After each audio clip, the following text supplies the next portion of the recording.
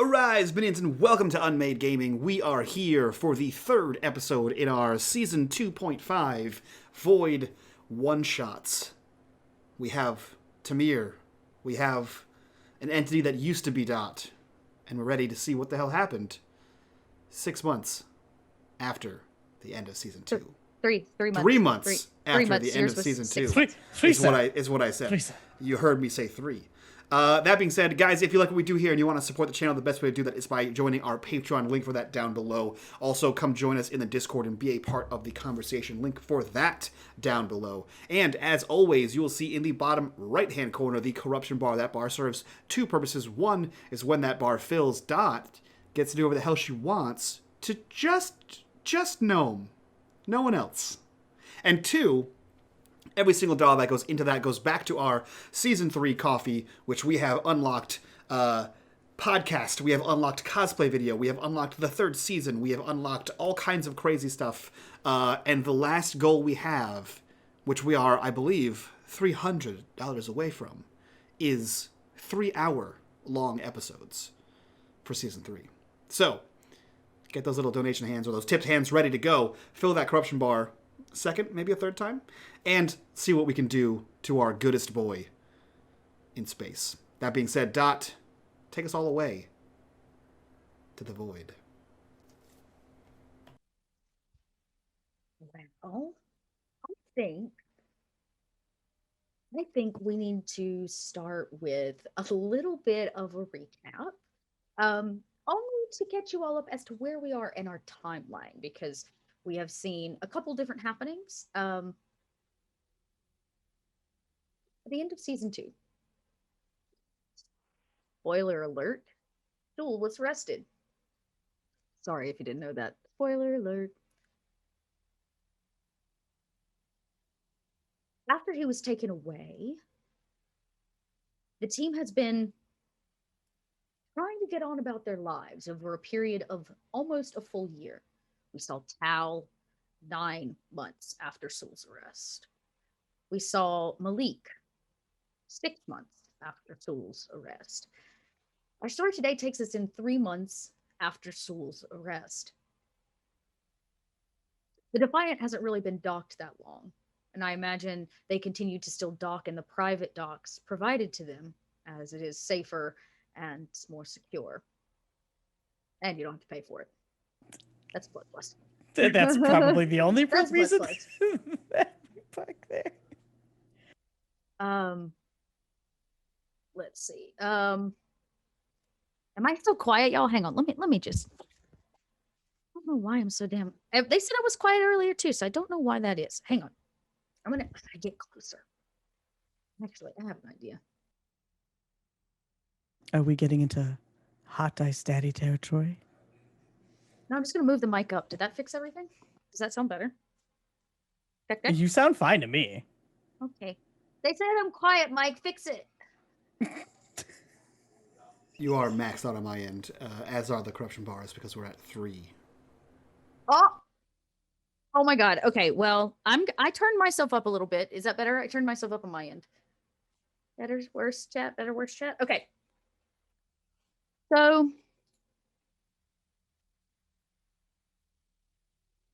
they can hear me. Okay.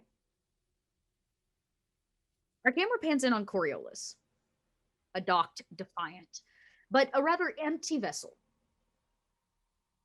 3 months is really not that long of a time, especially when a crew goes into what might be considered mourning. The loss of a crewmate, a team member.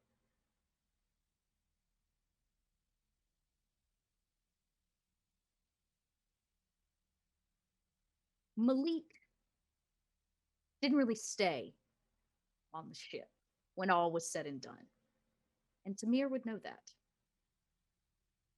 Malik chose to go back to his old apartment, where he doesn't really leave. Ever.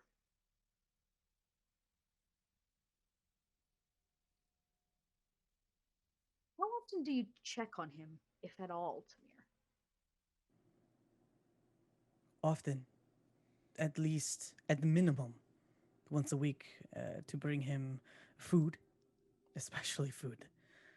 home cooked food. There's always mail piled outside the door, which means you know he's not opening the door. There's a small kind of private like box where I imagine you can leave the food that's he would get to it from the interior of his apartment. But he never answers when you knock or when you ring the bell or when you send an email or a message. But I imagine that doesn't stop you. So this morning, we see Tamir rise. Does he still sleep on the Defiant? Tamir? Yes. Tamir has completely moved in to the Defiant. It is now his home. And home it is. We see you get up. The only other person on this ship that gets up before you do is the newest crew member. She, without giving too much away, spends most of her time in the chapel, in the prayer chamber. It has become more homey in there since their arrival or their assignment to you all. But today is the day for your food delivery. And as you go to start your morning, is there anything in particular Tamir does before you say go about a day to day outside of the vessel? With the accompaniment of the newest crew member and previous experiences with the metaphysical, so to speak, I believe Tamir has started to pay a lot more attention to his duties under the call sign of the deckhand. So he probably wakes up in the morning and he will pray. And it has become more of a ritual. Still unsure. Yeah. But more of maybe a just in case or out of thank you, out of thanks, gratitude. And today, what do you pray that you are grateful for?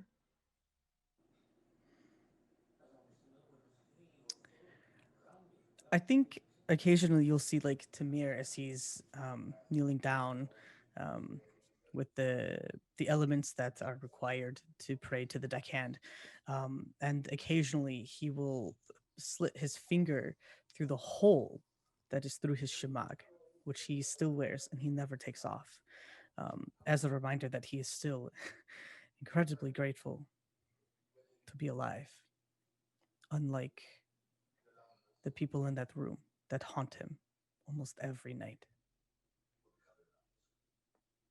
And you pray to the deckhand. I'm going to have you draw a card. We're going to go ahead and play a card from the corruption bar for one of these corruption bars. We got to, I guess we're going to have to get to using those. You got 3 of them. So as you kneel, and do you pray in the chapel or do you pray in your chambers? I think Tamir prays more in like the engine room. It's such an immediate connection to the deckhand. The chapel still just makes him uncomfortable, despite any changes that their new companion and even what Tal has made. Yeah. And so I think I drew one. There we go. I can't read what that is though. Where'd you put it? You're not even in my roll 20. I am in your roll 20. Oh, I'm in You're the not wrong in roll my 20. roll 20. You're not in my roll 20. Sorry, I am in the wrong roll 20. That's my fault. That's my bad. Let me just say that's the one I want. Different Coriolis game. 4 bars. 4 bars. Okay, we're definitely gonna use one now. So we're gonna use the first bar to have Tamir draw a card, and we will play it. We will see what. I did. I drew the captain. This morning, Hal is gone. She's not around. That is unusual. Normally she is. And if she were to go anywhere, she would tell Tamir, Mm, or they would go together, or. yeah, it makes it a little odd that she didn't say anything.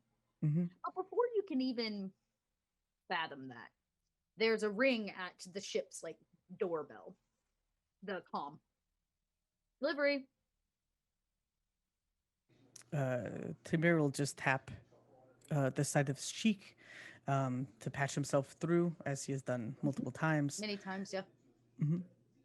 There's a really average delivery guy who's standing there. He holds a data pad. He clearly needs a signature, and there's a box, uh, about 3 foot by 3 foot, on it. It says fragile, and he says delivery. Delivery from whom? Uh, it doesn't give a name, just for Tamir. You can just leave it outside. I can transmit a digital I signature. need. He was about to say, I needed. Okay. And he's like, I can't leave until you do, man. Okay, one moment, and Tamir's gonna go to like the nearest like HUD and Yeah. type it in and Bluetooth send the signature over. He goes, okay, bye. And you see him walk away, and there sits this box kind of on the private docking bay, is really what it is, that connects this to the Coriolis station itself. Through Tamir's internal comms again. Sally, can you please run diagnostics on receivables? Were we supposed to be receiving any packages, materials of that sort? You running diagnostic. My sensors read that inside of the box includes glass, a variety of chemicals, gauze, 4 new scalpels, and a couple masks. Thank you, Sally. And Tamir will go ahead and open up, hit the button of the bay door. And he's, gosh, he's paranoid. He's so paranoid. Everything that's gone on. He kind of like, he doesn't just step out the door. Normally, he Right. probably would have just immediately like, hello world. Like, he's not that Tamir anymore. He Yeah. is very careful and cautious. And as the door kind of opens, he's actually off to the side. And he just kind of peers around momentarily and looks around. Does he see anybody? You hear the closing of the door as the guy's like leaving the bay area to head back to the main Corio like station proper. But that's about it. You're alone. You kind of look around, and there sits this box. I would say something flutters to the ground. I don't know what the equivalent of a space sticky note is, but a spacey note. But that one has been left by. Oh, he will pick up the Yeah, sticky note. the spacey note, and the spacey note. It's probably something very simple. No panic. Like out with Jalissa, maybe a couple days. Something like that. No big deal. But something to just let you know that like she's okay. Don't worry. Dinner's on you. And yeah. Okay, he'll go ahead and just kind of like fold the paper up and slip it into his shemag and pick up the box. Pick it up. You can see that it is kind of heavy. And you can hear the glass rattling around inside of it. Not like freely, but like there's definitely like glass packed in this thing.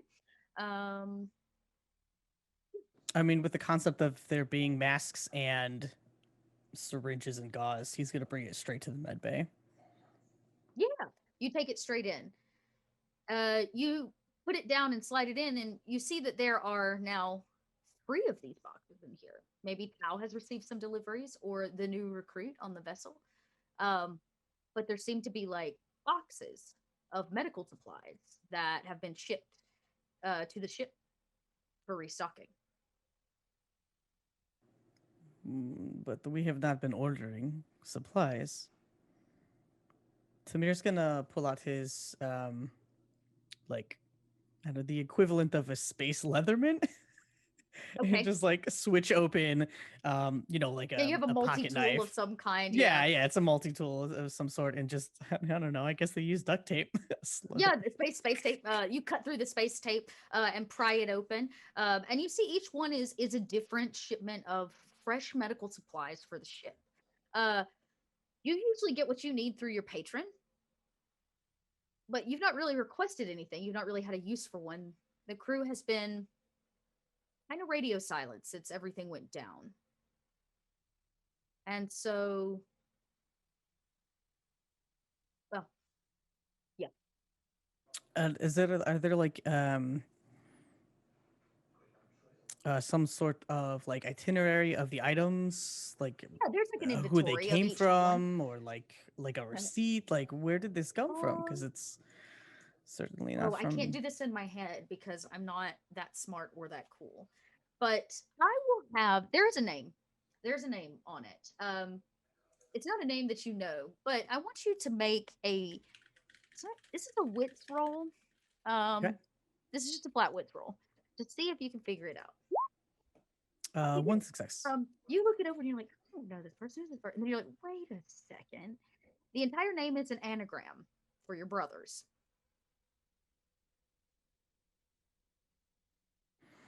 Tamir just kind of smirks, although a bit sadly. Um, Maybe he's seen the name before, as it Yeah. was maybe a call sign that he had used back when they were in Algol and had to be protective of their identities. And he just kind of like that the grin kind of shifts more into a frown, and he'll go ahead and start putting these supplies away and put them exactly where they belong. And you put all of these supplies away, stocking this room back up after it was pretty barren, both after the combat attack that happened in here and broke most of everything, and the time on Kua, where a lot of these supplies were used, or were on Lamara. And it's a rather meditative process. Maybe it's a little healing for you, even to restock her space for your brother, nonetheless. But as you're doing this, Tamir, uh, your head begins to ring. Not like a phone ring, like it begins to have like a pinging in your ear. A little bit of a strange headache, maybe? You're not entirely sure. But it begins to grind and it amps up rather quickly. I can't see anything, y'all. Put your glasses on, Dot. I know I can't see. You I'm look sorry. amazing. Go put your glasses on. I love you. No, I'm not doing it. It was at the bottom. I couldn't see it. Oh, okay. I wanted to look at the character. Okay. I would like you. Yeah, I would like you. The mystic powers. You've been working on your mystic powers. Yes. For the last couple months, with the help of this new entity on board, you and Tal both have been exploring your abilities and what they really mean. But the one that still remains a bit of a mystery, even to the mentor that's been assigned to you, is your artificer ability. This capability of connecting with ancient artifacts, with non-biological like things, inanimate objects that just have something about them that speaks to you. And with a 2 limited success, you manage to suppress the pain or at least ignore a lot of it. And it's almost like just a ringing, like it's like still the ringing in your ear, but you have subdued the pain, but you know that this is your ability rising. You're very fully aware of that fact. Before you might have questioned it as just like a regular headache, but you're beginning to become in tune with what that means.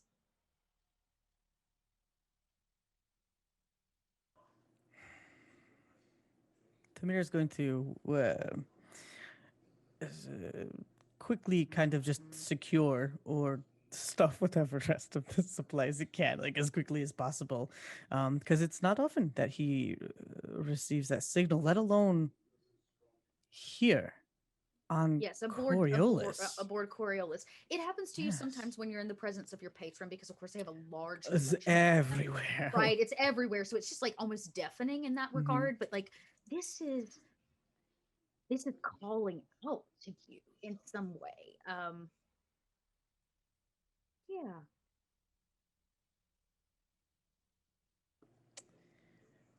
Tamir will. Um, he doesn't have much on. He just has his tools. He doesn't Mhm. want to lose the signal. Okay. So he is going to exit the Defiant and You try to track this. do you suit up in any way? This- Do you take anything with you? You're just like put your shoes on and gotta follow it while you can. Like you're just trying to track it. yeah, just trying to track it because it could. In his mind, it would be like if somebody maybe is holding this item, right? Because it's an item. Maybe they have it on their possession and they're moving away somewhere. Yeah. So if he Yeah. can So you want to track try and to figure out where track it it. is, yeah. Okay.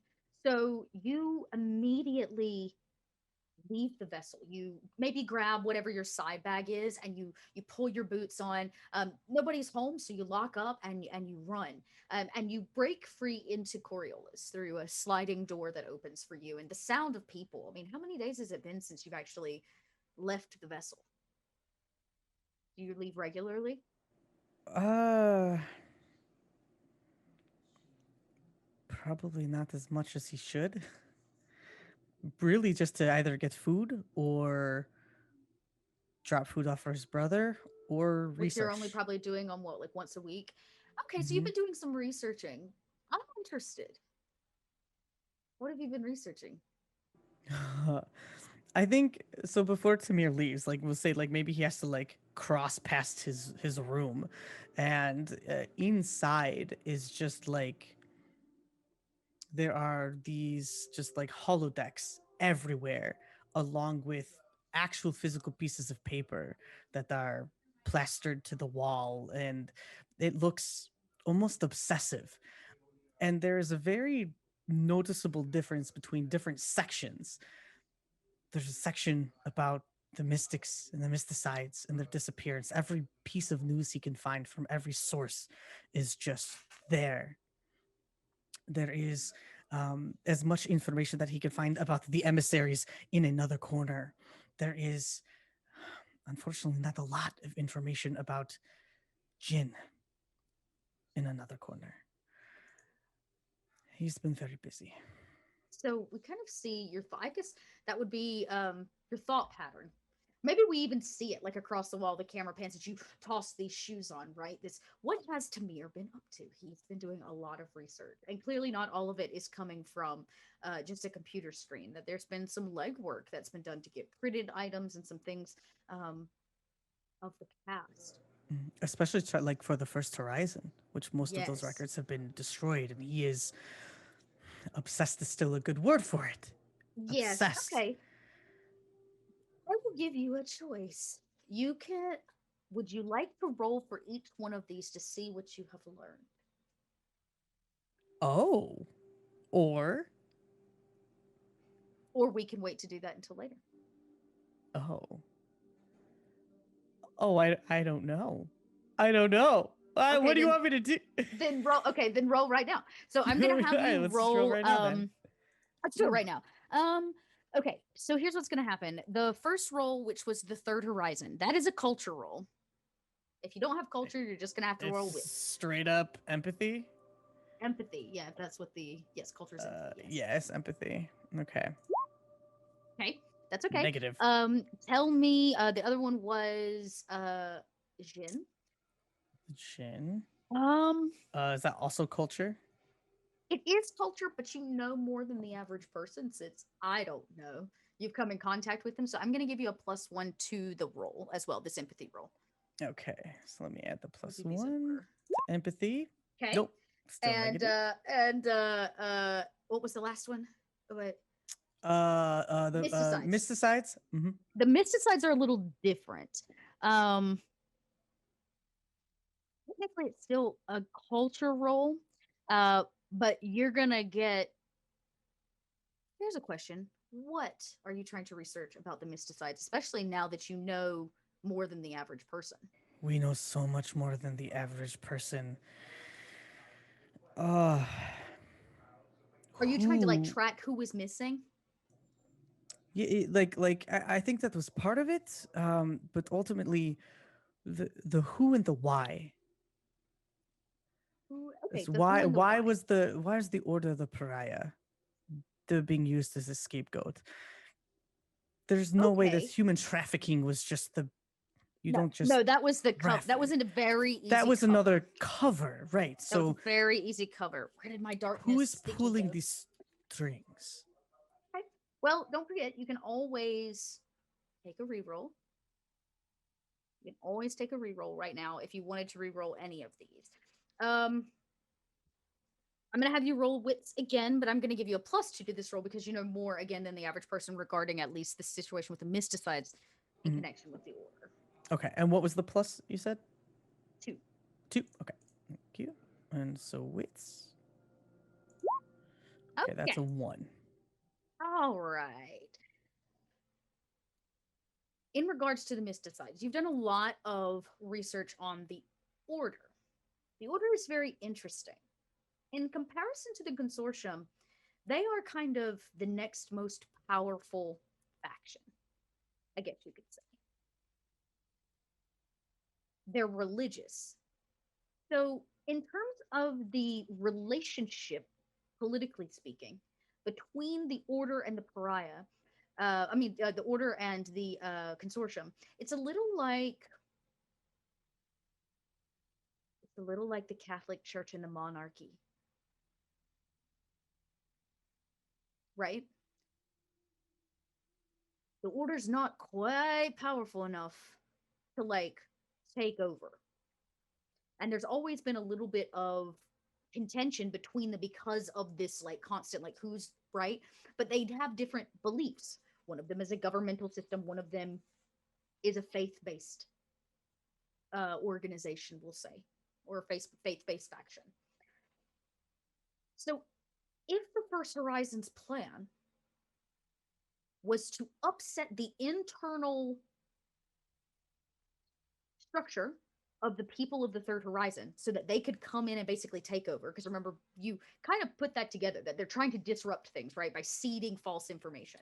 Correct. The easiest way to get the consortium to do that is to start an internal war with the Order. And the best way to do that is to frame them for the mysticides. And it's very easy to frame them for the mysticides because of their religious standing. They believe that mystics are calling the darkness in, right? They have these very strong beliefs in that the mystics are not necessarily good. They believe it is a sickness to be cleansed, right? A lot of the mysticides is seeded by actual words from the order, which made it even easier for them to do what they did. That much you've managed to put together. As for the Jin and the First Horizon, there is so much lost information in regards to the First Horizon. So much was destroyed during the Portal Wars, and the opportunity for this generation or these like last few generations to really understand what happened. And then you add the factor that nobody really knows the portals themselves and the technology. Even the building, the monolith that is down on Kua is a refurbished building from people that were here or creatures, beings that were here long before us. And the Jin. Always a little bit of like a space tale, right? The farther out you go, the more likely you are to meet all kinds of monsters. Don't wander into the forest alone. But Jin, the way that people write about them or that they mention them, that there's some kind of deeper it's not just a fable that Jinn are part of the spirit of the darkness, brought on by the spirit of the darkness sometimes. Some believe them to be very powerful and magical. Some believe them to be demons. But in terms of hard evidence, you don't find anything but some written journals from some crazy people that are still locked up in a room next to or where Lamara was. You know what I mean? Like, uh, nobody really takes those very seriously, and a lot of it's been redacted. A lot. Okay. But we hear the patter of your feet, and as you slide that door open, seeking that buzzing artifact, you're met with the sounds of Coriolis. This is the upper crust. People are out and about. They're shopping. Kids play and laugh. And you try to like Marco Polo. This is the only way I know. You're trying to find something that you can't see. You can only feel. So I think Tamir is going to again just carefully reach up and touch his face and dampen his audio receptors so that he cannot hear and be distracted by the sounds of Coriolis. So, like going underwater, it just like it mutes it all out. Fuzzies, that's those sounds, and you stand. I imagine I see the image of Tamir just standing there outside this busy area with people passing by, and you're perfectly still. And we see you close your eyes for a second to like tune in on it, to try to find it. Make another check. You're gonna make a what is that special thing that you do? A Mystic Powers check. Thank you.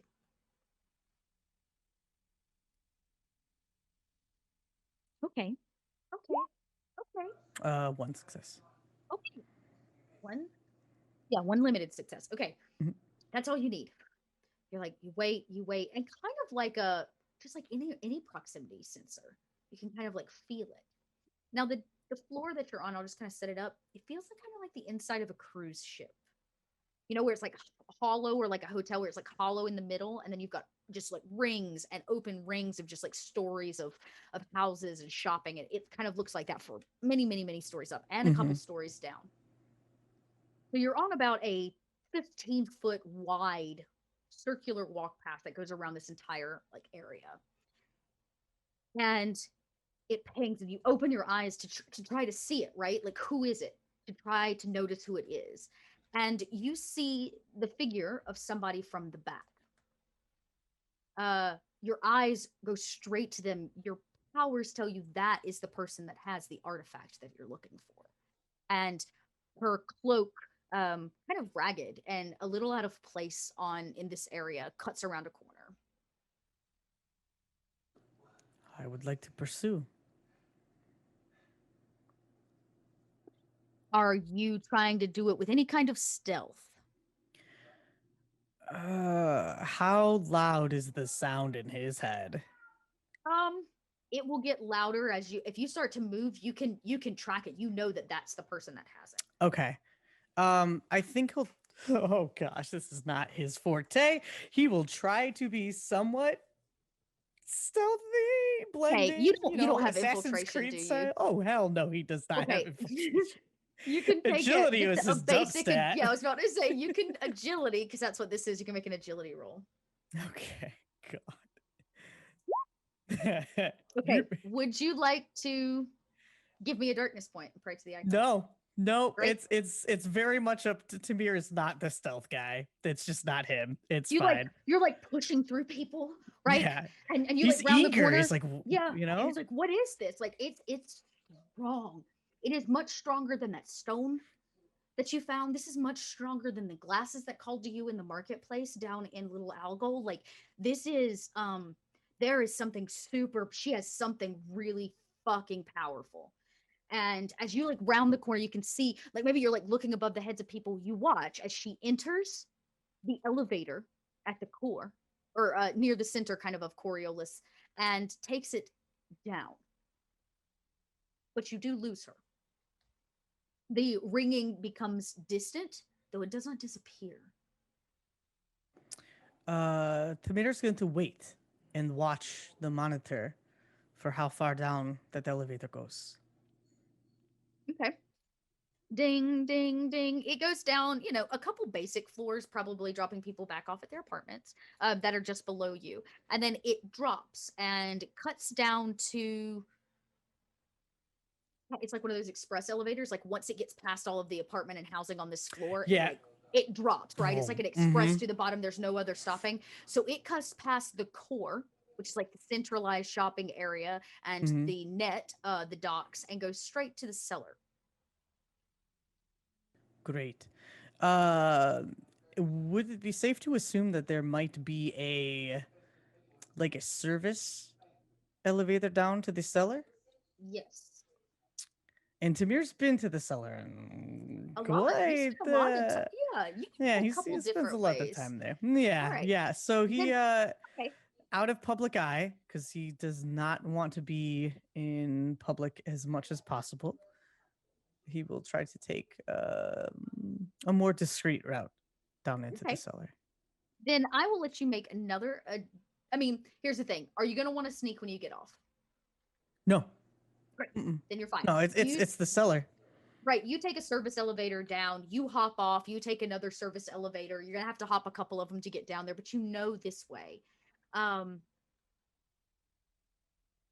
so the doors open up. You're met with different things when you open up the doors, when the doors open up to the cellar, not the sound of joyous laughter of children or of people shopping or enjoying each other's company. You're met with the sounds of creaking metal and exhaust pipes, steam, and the smell of a lot of people packed into a very small space. You don't know the last time they vented air down here to let in fresh one. But this is, of course, the cellar. And there's something familiar about it. Maybe even comforting, who knows? Where are you headed? Oh, he's probably will take a moment to see if he can't pick up that signal again. Yeah. First and foremost. You pull to the side. I'm going to have you roll a mystic ability again. Still ringing, but you got to pinpoint it. Yeah, right. Let's see. Mystic. Oof, I'm going to push that. Take that bonus point. Finally. Yes. I think that leaves me. Hey! There we go. That's a 2. Okay. Okay. So. You stop again. You find a corner. Like I said, you know this place pretty well. And it is down here. Probably even stronger than it was up there. There's not as much to distract you, right, from it.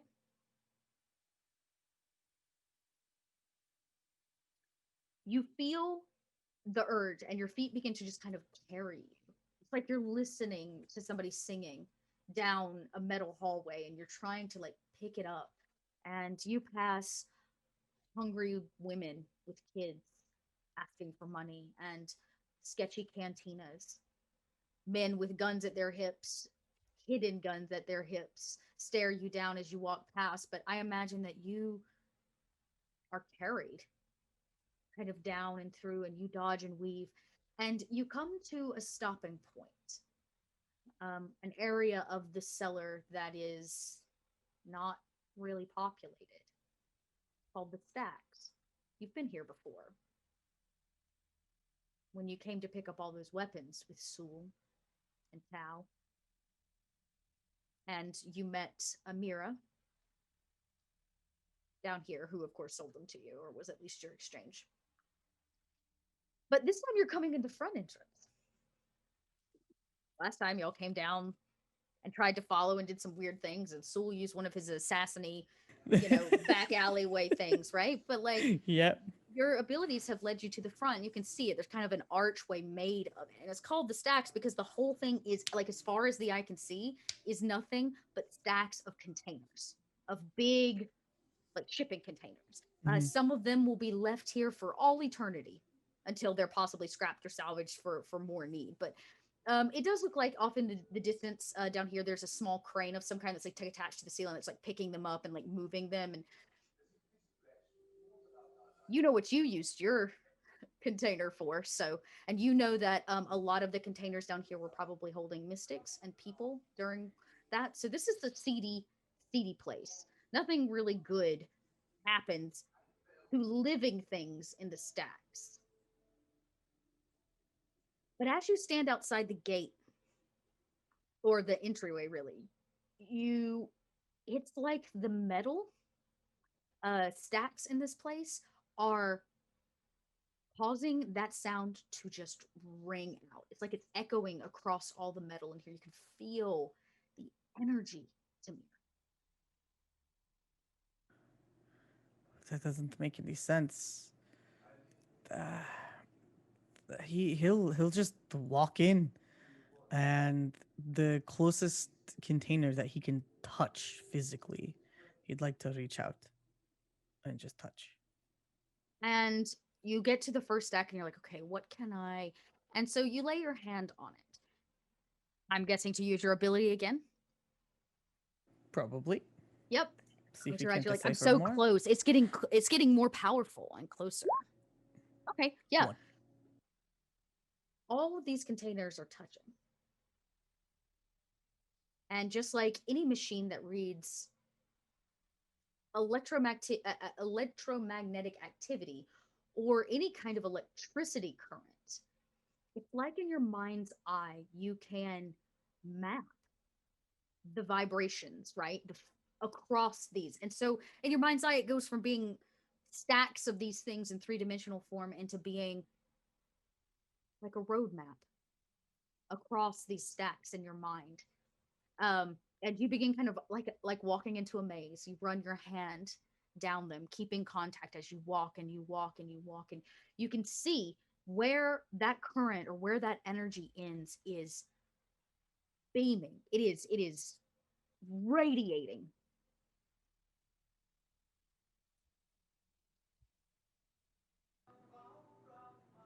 Do you do anything or do you want to follow it? He's too into it. It's loud, it is bright, it is vibrant, it is calling. Again, it's that unknown. Yep. He needs to know what it is. He And will so you pursue. allow your feet to carry you. You just go and go, and you walk and you walk and you walk and you get deeper, and you know that as soon as you have to get out of here, it's going to be an impossibility. But for now, you think you know where you're going. And as the sound becomes so clear, as the light in your mind's eye, your third eye, as your teacher keeps calling it, you don't understand why it's called that. You don't have a third eye, but you Tamir doesn't have one. He doesn't get what you mean. But for the first time, you feel what it means to see outside of yourself, a potential out of body experience, if that makes sense. And you stop because your feet stop you, because the map stops on the edge of bright light. And when do you remove your hand or you want to keep it on? He'll keep it on. Almost afraid that if you were to remove it, the connection would be severed. It would be severed. So you Mhm. step forward because as long as you're touching this, you're not really seeing what you see out of your eyes. You're kind of following. Makes me think of that it's like Neo looking in the Matrix, right? Like you see what something other than what is Yes. actually there in your mind's eye as long as you're connected to this. Not that Mhm. we're seeing like code and stuff drop from the sky, but it's more It, like it's light. it's that feeling. You're right. Yeah, Yeah. it's a feeling. It's more like light. Mhm. And as you step into the bright light, that is completely overtakes you. There's no anything. You hear a voice. You think it's a female voice, but there's some kind of modulation on it. And it simply says, "Why are you here?"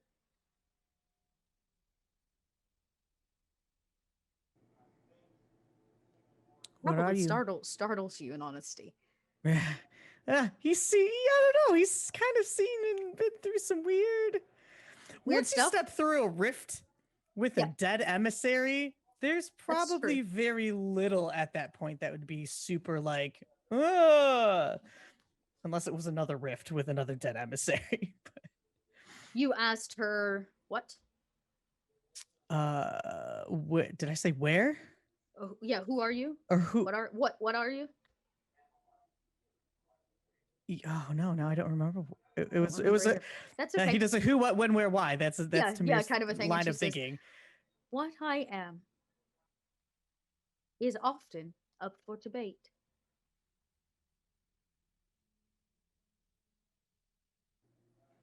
My name is Two-Bit. Remove your hand.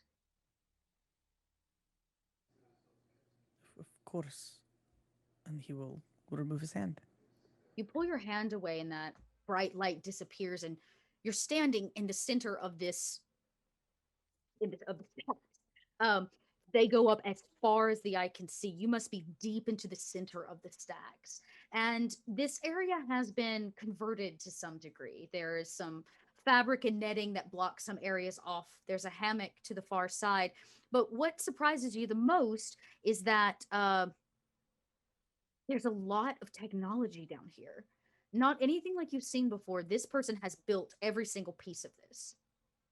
They've brought in a piece of a computer and connected it to another piece of computer, and this whole area is a disaster waiting to happen. Cables connected to other cables, space taped together. It's a very makeshift space, and you stand in the center, monitors all around you, and you see a figure. She's relatively average, about 5'8", average in size. She wears some kind of black kind of suit, bodysuit, pattern bodysuit, but there is like a lot of fabric over top. I wouldn't call it robes, but like a hood here, a second hood there, something that drapes. She's got something belted. And she wears a large face plate mask that fits inside of the hood. So you can't really see her face. It is very tinted. I have told you my name. It is customary for you to tell me yours. My name is Tamir.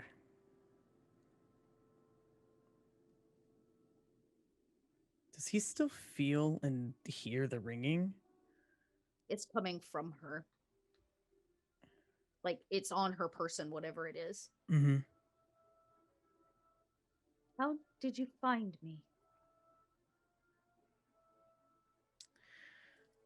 He's going to pull his gaze away from her and kind of just take in the surrounding, just trying to observe if there's any other people, any type of like danger, if there's something like lurking around. Yeah, you like kind of peer around. You're looking at the stuff, but she can tell that you are like checking for safety. She says, "Do not concern yourself. This is a secure area.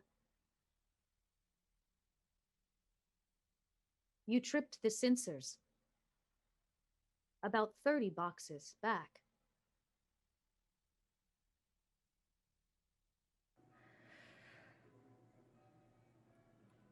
No one is to be able to find this place.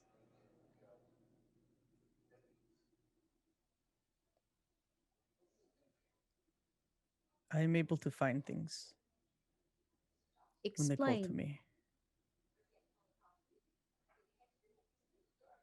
She kind of closes this distance between the two of you, the gap. And you see her reach kind of into her hood, and you hear her like release like a clip for the front visor, like this whole piece that's covering her face and the bottom, and she removes it. And when she does, you see that the entire lower half of her face is made of steel, some kind of augmented jaw. It goes down and connects into her neck. Her hands have gloves on them, so you can't really tell, but most of her body is covered. But the top half of her face, minus maybe some of the augmenting similar to yours in and around her eyes is the hair on her head tells you that she is human, or at least was.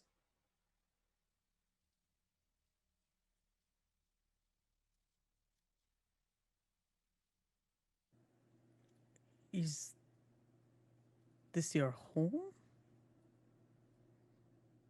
I have not had a home in a very long time, but it is where I dwell.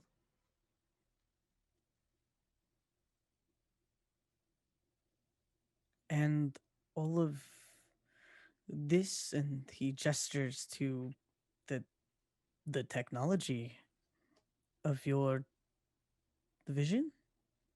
Necessary for the work that I do.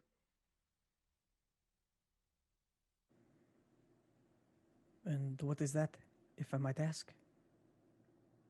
You have asked a lot of questions, but you have yet to answer mine. How did you find me?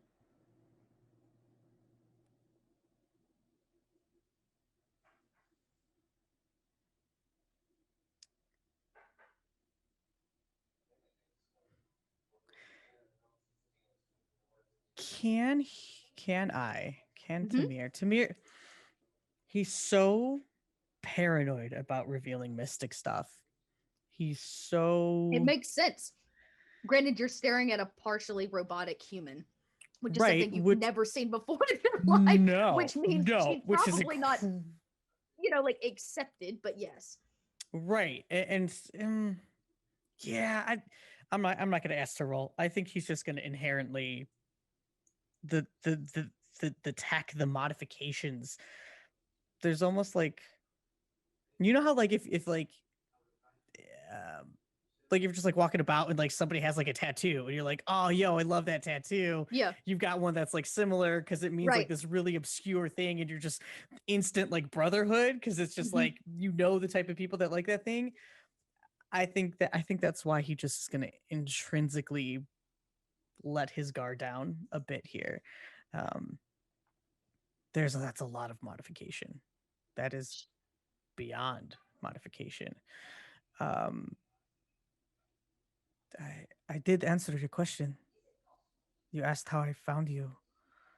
I locate items as they call to me, and there is something on your person.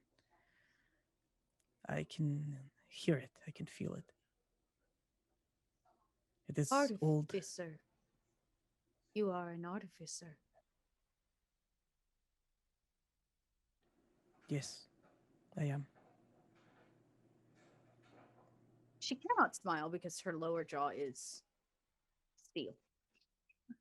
But her eyes have some kind of recognition in them, even behind the cyborg like placement and blue glowing like veining around it. You are a mystic.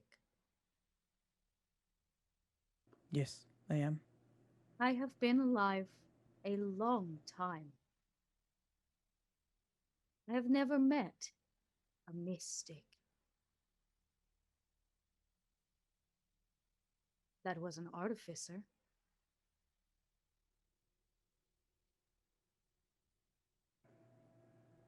Well, I can assure you, I have no objects on my person.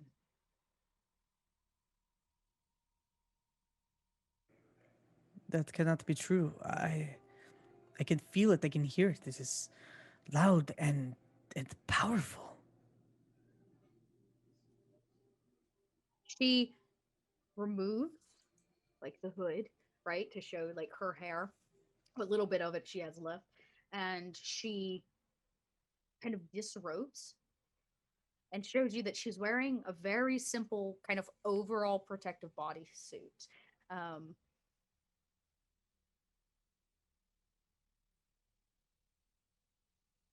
and she kind of looks up and down and she says, as I said, nothing It may not make much of a difference, but I cannot lie to you. And I have no intention of lying to you.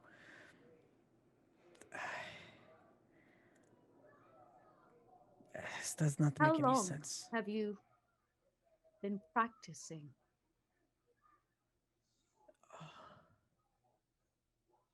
3 months?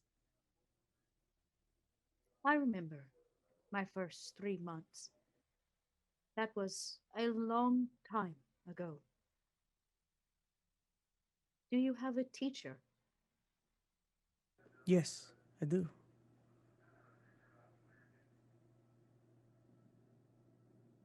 But after 3 months, you still do not understand.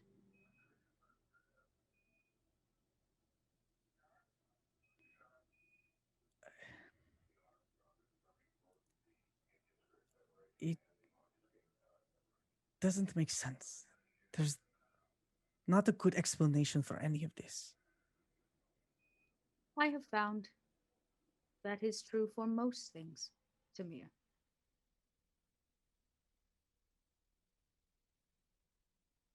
Sit. She kind of gestures a little robotically to the right. He'll She sit. pulls a seat up as well. You can see that there's a chair that she clearly does work on herself. That must be where she like does a lot of her things because it's a little bit more like leans back. There's some straps on the side. It's a little bit more hefty. Um and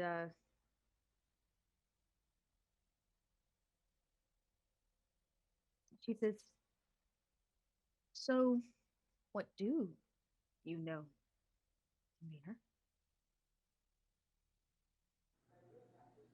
I know many things about the mystics. Not much. I know that people like me have been taken and slaughtered for their gifts. That has been going on much longer than you know. Some things never change. But you say you are a new mystic. So what did you know before? You cannot have been completely unknowing.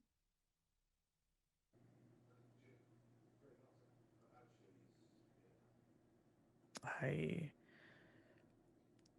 I am an engineer. I know the numbers and figures and calculations, theoretical and practical. I know science. And he points to your face. Your choice. Yes, May I ask why? We all have our reasons.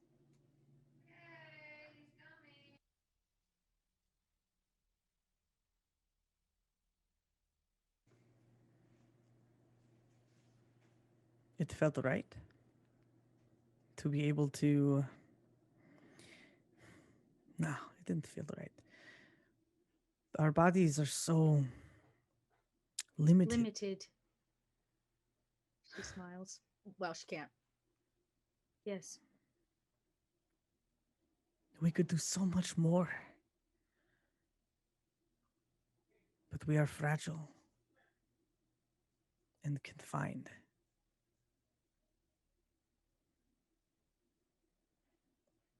May I ask the same question? By choice. Always. Though they were not easy choices. A long time ago, I served the order. I was a student, a diplomat. I believed that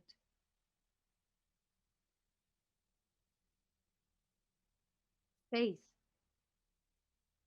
Faith and the belief in something is what would save humanity. I was proven wrong. My abilities, they were late to bloom. I started having premonitions, seeing what might be. When I reported them, the order promptly put me into treatment.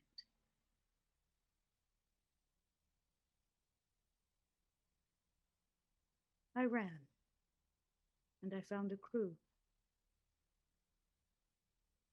They were trouble, but I needed them.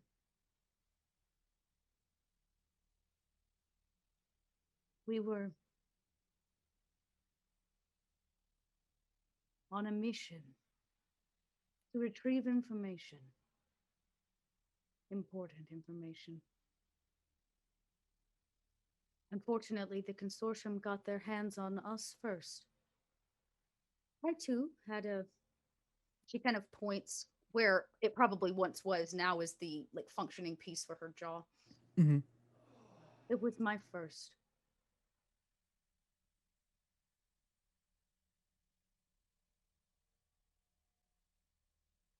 They connected me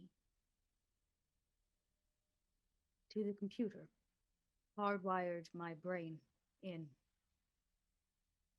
then hardwired my crew's brains into mine, into an augmented reality,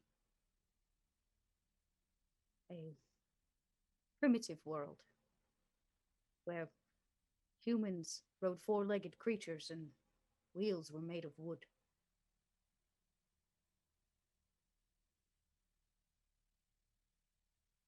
They were looking for something. When we came from out of our dream, I was different. I had to know what they wanted. And so I began the process of augmenting myself so that I could elevate my brain, see, find what they were looking for. I did, and I have spent my life running because of it.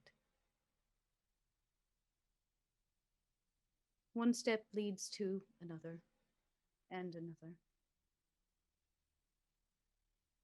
For years, when I left the Order, I assumed that my powers were obsolete with such technology as yours.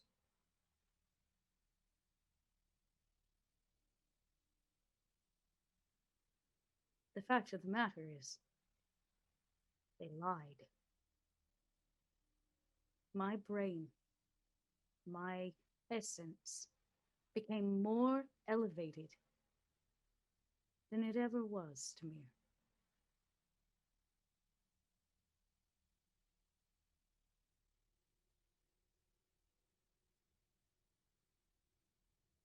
Science and faith, they do not have to be at odds. What can be accomplished when they are in balance is.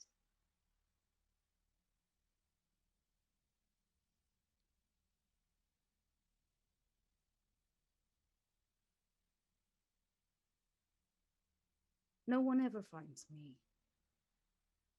And when they do, well, they run.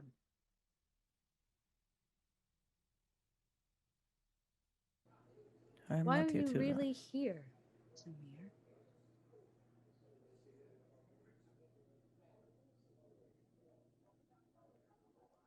I heard the call. Leads to a question that needs an What, answer. What is an artifact to me in its purest form? What makes an artifact different than the shoes you are wearing? I think Tamir will just give like the actual textbook definition of Of artifacts? artifact. What is Yeah. that? I want to know what that is. I don't know. I kind of want to know, what does the book say? Yeah, An what is artifact the is a textbook? is a word used to describe ancient technology from those Okay. yonder. Um, That's my guess. you I don't know, but you it's like just the use most basic. basic, yeah. Yeah. And two-bit nods, yes. Cataloged definition says it is an object made by humans, typically of cultural or historical interest. So, what makes the stone in your pocket different than the shoes on your feet? Is it because that stone in your pocket has spiritual significance, historical significance?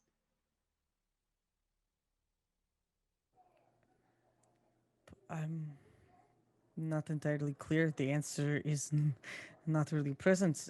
My assumption, my thoughts on it is that the humans long ago were able to understand a level of quantum mechanics in a way that is lost upon us, and we're able to alter something, alter What the base of our understanding of how the universe works. what makes you so knowledgeable? You speak of this kind of technology, ancient technology, portals. You know them. Intimately, I recently graduated from the university here as a portal master. I saw the Portal Wars. I saw the rise and the inevitable fall of humans. They have been here a long time to me. Hiding, running. Because you see, they still want what is in my head.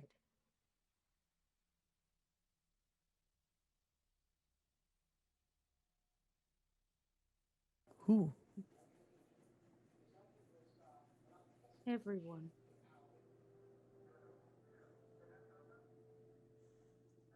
Most people use the portals with no knowledge of how they function, of who built them, why they are here. Would it change you if you knew the answers to those questions? To know who the original architects were? The To know function? the purpose, the actuality of why they were placed here, how they function, and yes, who made them.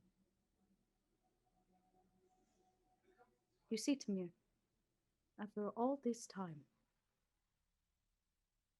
I have seen and done a lot, but I have never met an artificer, and I have never met someone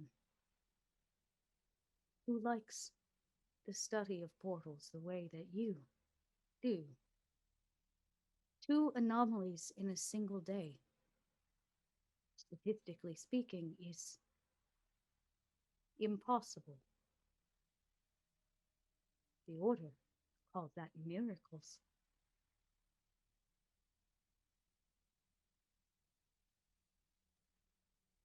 Science calls that inevitability. And maybe it is inevitable. Do you want more, Tamir? Augmentations?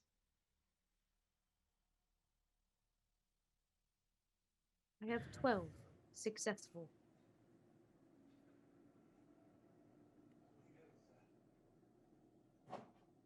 I have seen and been through things that should have gotten me killed. Things that would drive ordinary people mad. And not just me, but the entire crew. But you are not mad.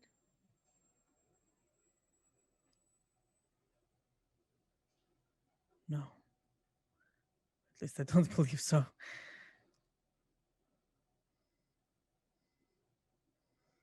There's so many questions, so many more answers. I'm nowhere closer to finding anything about more about the order, about the consortium, the civil war that's brewing, or about Lomara, who is probably rotting away in some sort of trap with a djinn. Uh,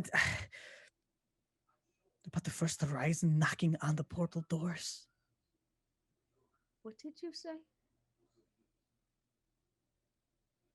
About the first horizon. What did you say? They're coming. They've already successfully sent at least one ship.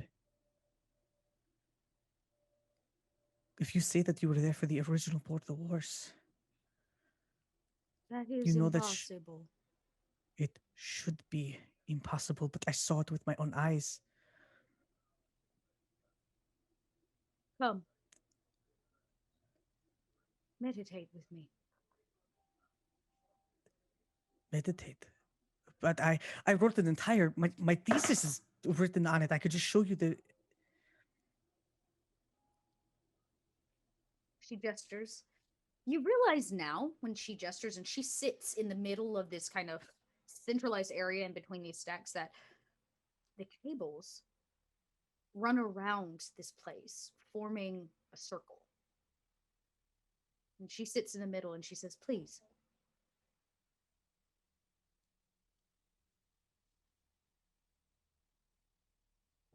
Much is troubling you.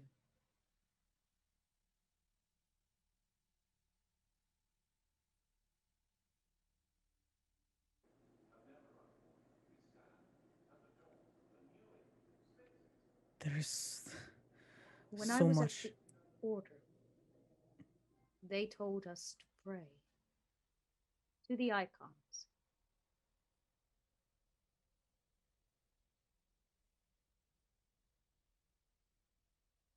Do you pray? Only recently.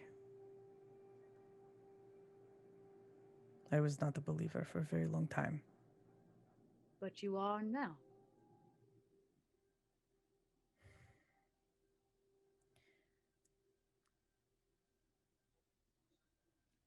There is something out there that I cannot explain. There are occurrences that have happened that I have seen with my own eyes. Perhaps they are the icons. Perhaps. I'd like to show you. So. And she reaches over to the nearest kind of cable and she slides one out of kind of the binding, and she brings it up and she plugs it directly into her ear, like deep into her ear.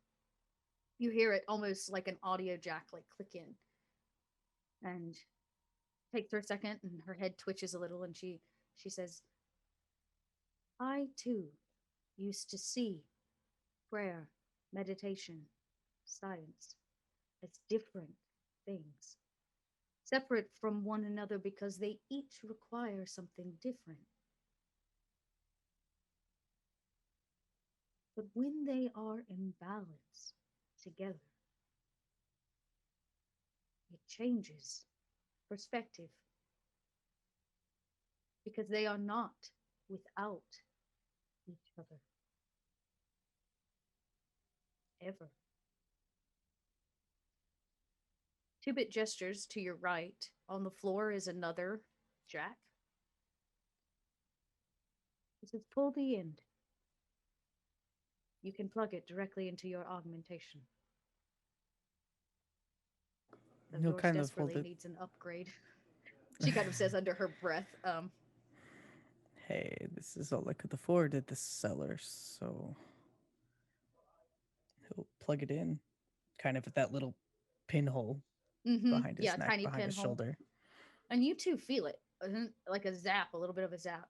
She says, our understanding of body augmentation and the functionality of the brain is wanting. Close your eyes.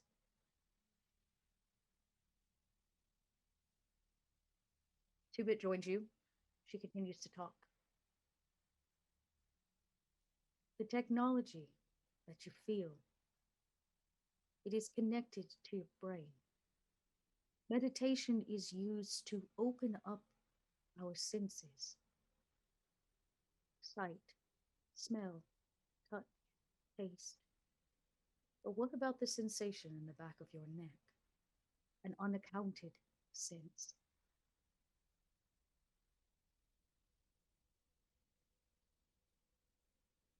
When we add it to our understanding, count it as equal instead of outsider, it changes the capability and the brain's understanding of the technology's existence on our body. It does not reject it, it accepts it.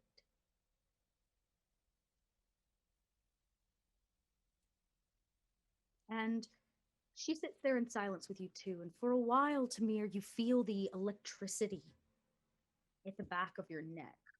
Not taser level, like somebody's like constantly shocking you on a door, right? Just a little bit here and there.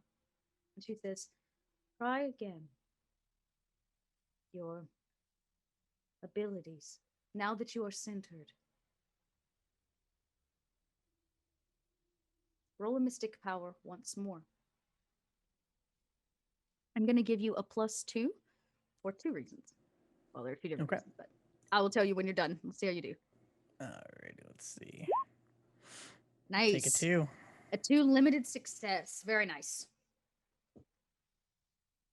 This time you don't have to close your eyes to see the light. You see it. And you realize, because maybe it's almost like the technology helps you have like sunglasses, so it's not so bright. You can actually like tune in. The light comes from her. She is the artifact.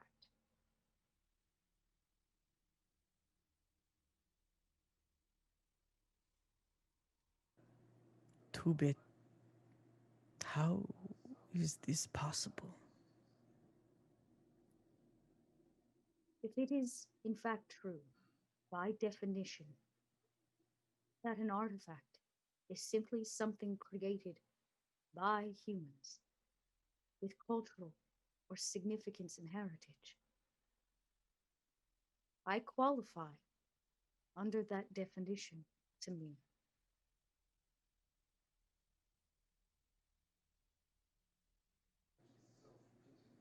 Specifically because of the information that I contain.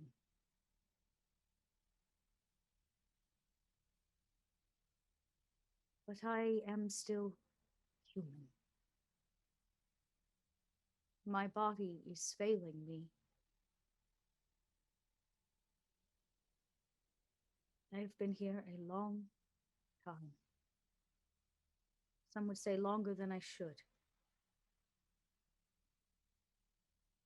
My 96th birthday is next week. She looks about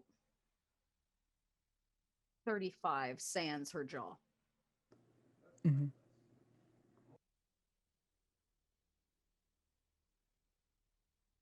I held this information because I did not believe there was anyone worthy to have it. Not the consortium. Not the order. Information of this kind is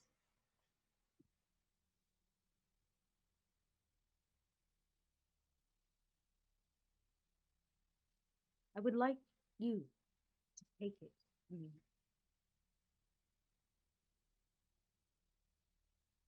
2 anomalies in one day.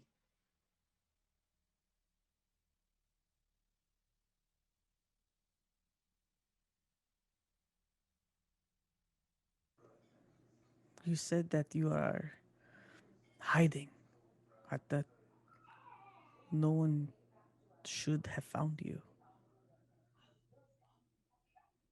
I am mostly untraceable by standard machines used by humans. Like I said, you're the first artificer I have ever met. You found me.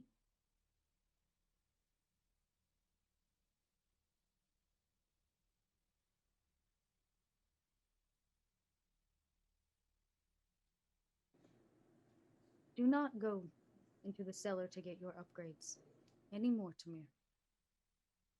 I will gladly do them for free.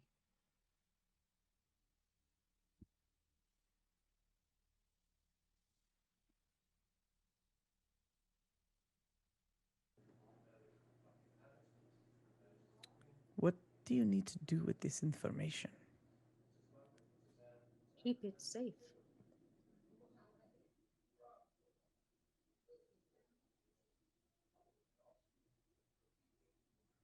She unplugs from your joined meditation and she drops it and stands and goes over to one of the computers and she hits a single button and all the screens light up. They've been on some kind of like hold screen.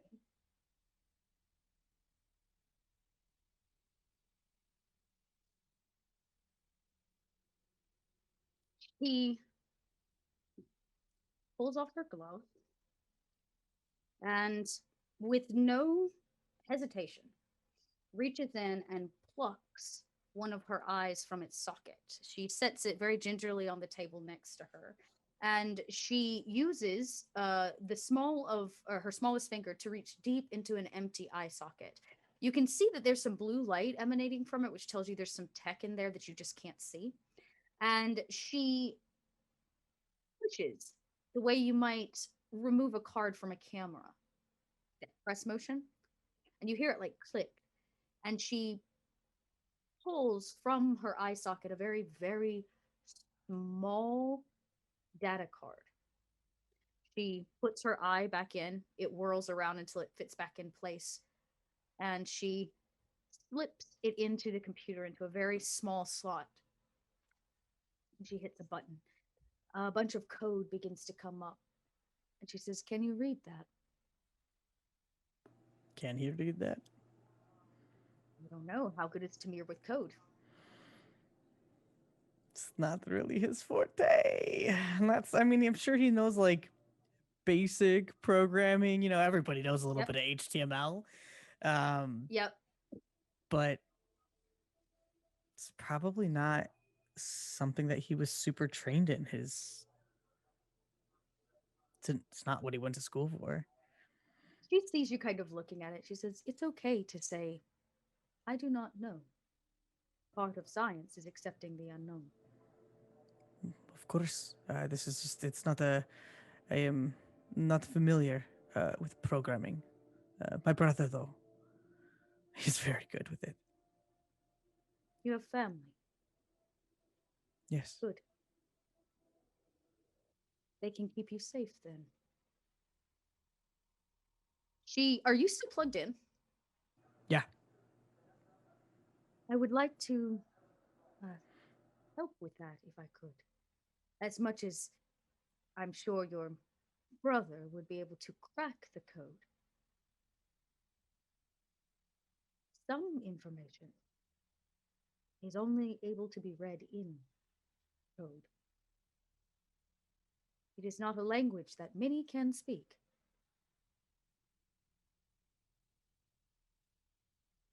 I am a very fast study. Well, if you would permit me, I will teach you. Yes. Please. She kind of uses one hand and types on a keyboard without looking and hits a button.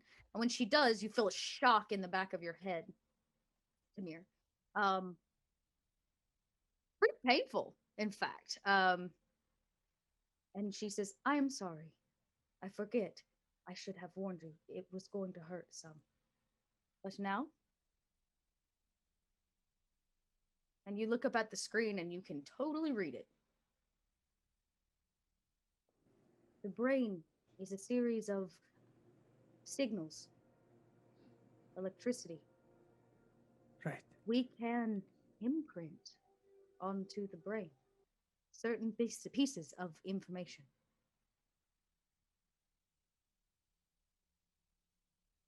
All I have done is told your brain it knows something it does not.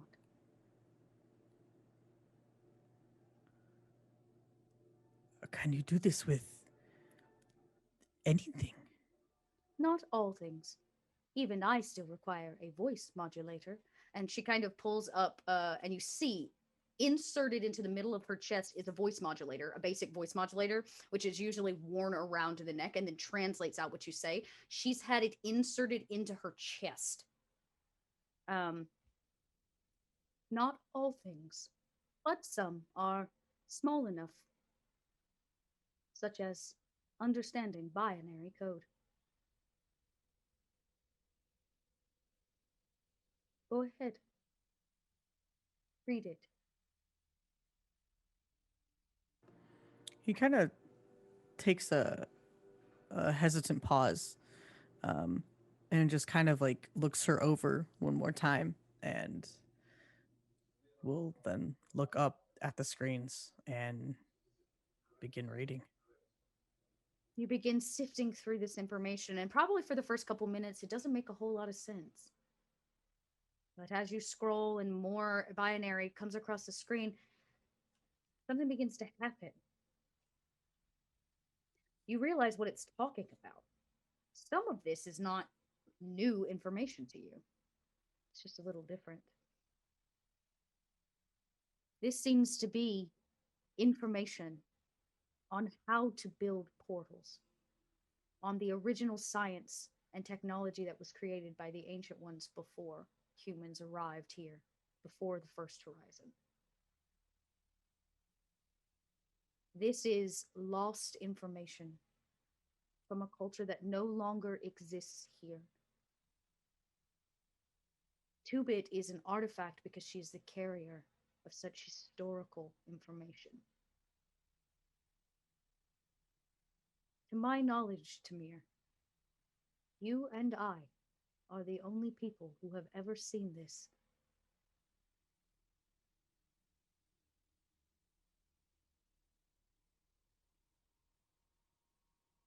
I would like to pass it on to you.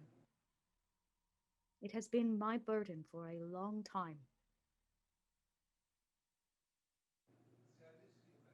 If there is anything that my recent experiences have taught me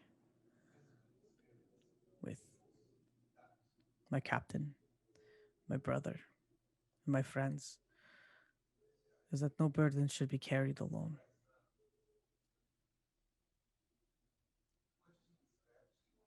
I wish I had had family to say such things to me long ago. But here I am.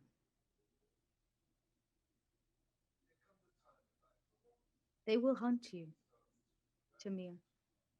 I am already hunted.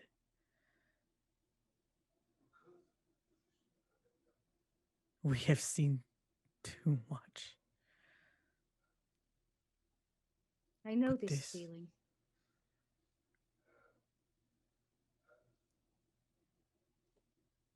I would like to go home, as you put it. My home. To resign myself to the end of my life.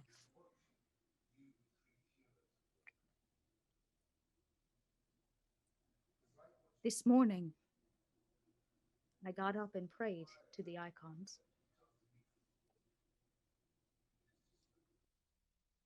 Unlike many, I do not pray to one.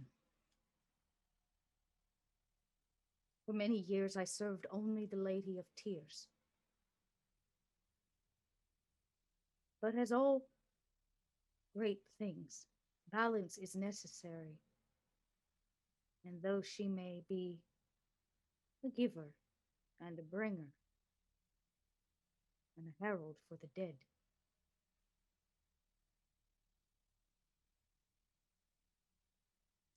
she is not the only icon.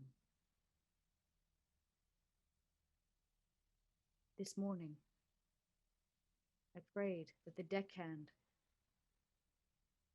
like a captain, would deliver you an answer to my problems. And here you are, Tamir. Do you believe in the icons now?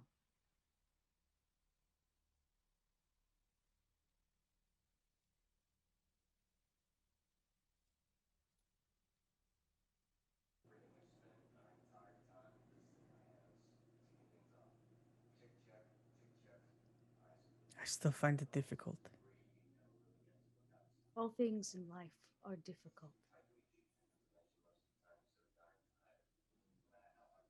What do you believe?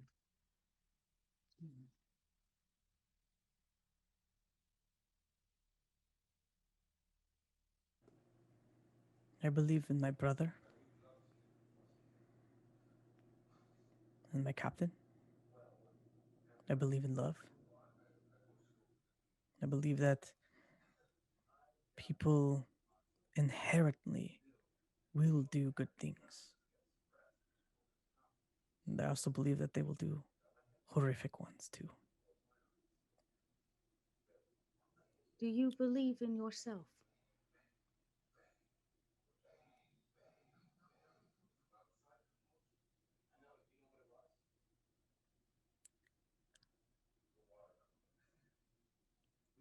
Not as much as I would like.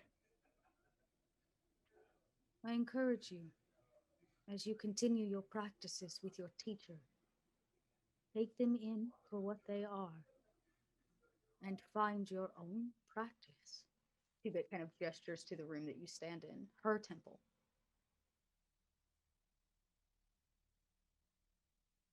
Being a mystic, there is no textbook way.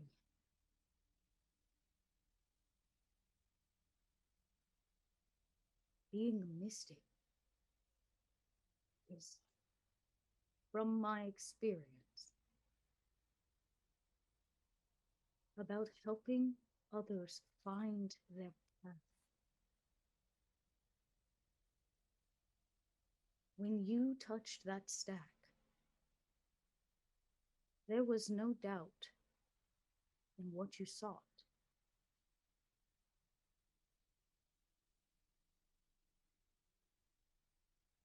You have a very unique gift, Tamir.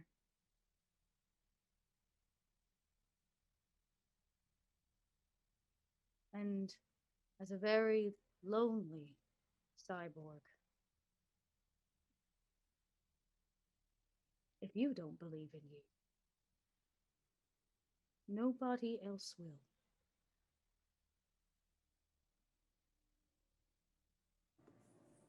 But what good is a gift if I can't even use it to help my brother?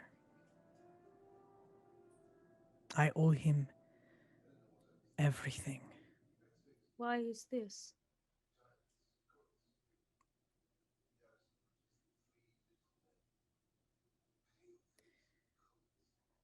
I took something from him. Can you not return it? I don't know how. And he won't let me help him. Without being too personal, may I ask what you took?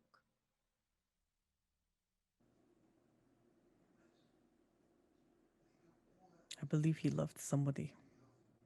Whether he knew to what degree or not, he gave somebody a level of vulnerability I have never seen him do before. And I imprisoned her. Part Jinn, part human. She was changing, and I used an artifact. I I thought that something would come out, something horrific, something similar to things we have seen before. But my assumptions were wrong, and it instead took her. So, when we are studying, running an experiment, and we get it wrong, what do you do? We changed our hypotheses. Correct. Up until this point, you believed she was changing into a Jinn. Jinn are unique creatures. I myself have never had an opportunity to encounter one, though I would have many questions. We have had the pleasure of meeting two. Then you are lucky. The average person only ever gets to meet one.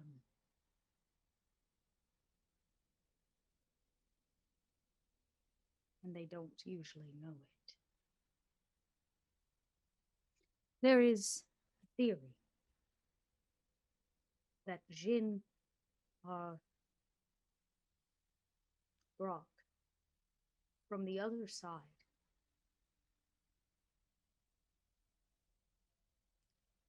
Long ago in old world, before we came here and the Zenith ship arrived, awakening the mystics, we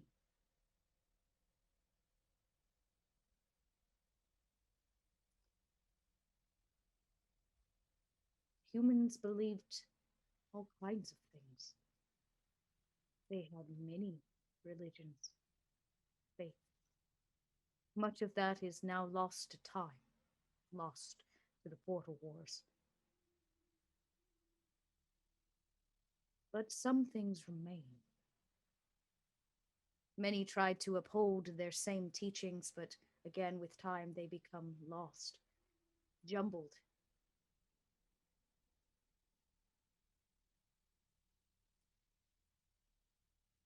One of their beliefs is that every body contains a soul, our essence, and that when we are done, that essence being energy does not just dissipate. We do not disappear. We pass on into another ether, another place in time. Some believe for resurrection, others for glorious afterlife.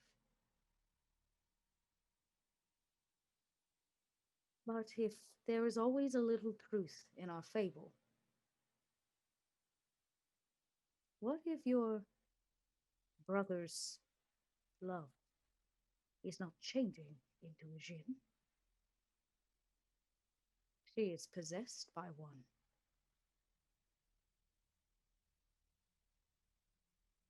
Jinn are said to be dark energy from the other side, pulled, brought into this place out of sort. But you see, they are a corrupted soul, not of the person bearing it, but of one without a vessel. You said there was a container. Yes,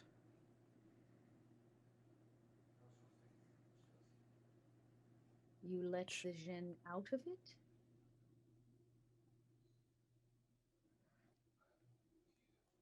It pulled her in with it. it pulled her in.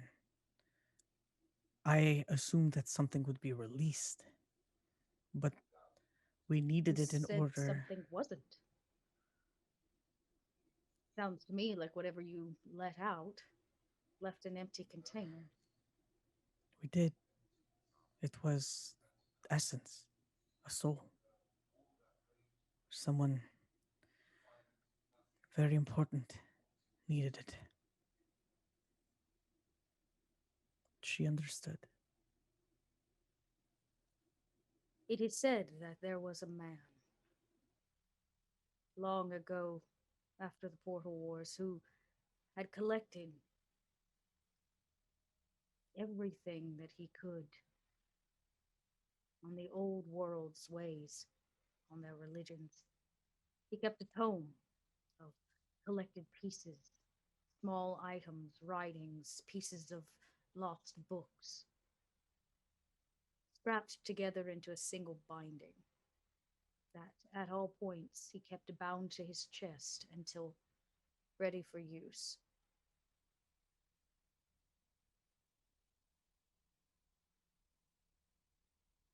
He is long dead now, but if it is true, where his body lays, so lays this book. If you would like to help your brother,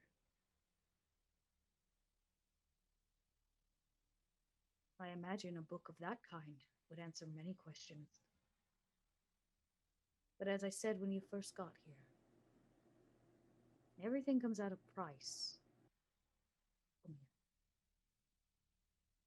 And to rip a bad spirit from a body is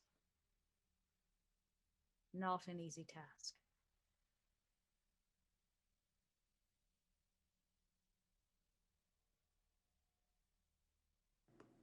If I do not help him, this will destroy him. And I will do anything to save my brother.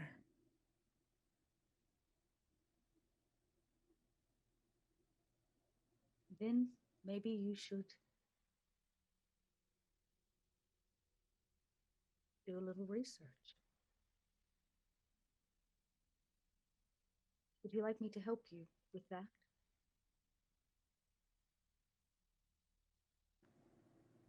I would, but is there something I can do for you? You say you have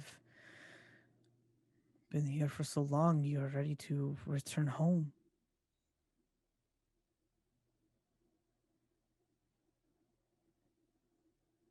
I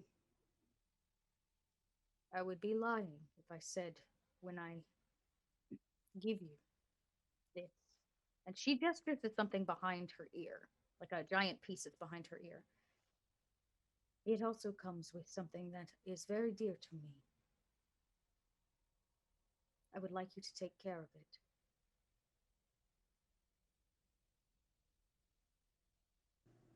I can do this to the best of my ability. It will answer many questions for you. And I guess you will see. Please have a seat. And she gestures to the operation chair.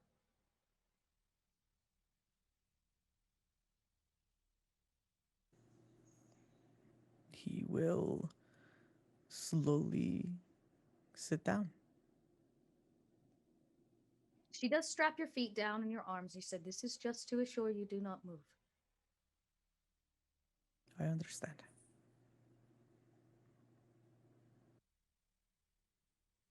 Before you do this, do you still feel human? What is it to feel human?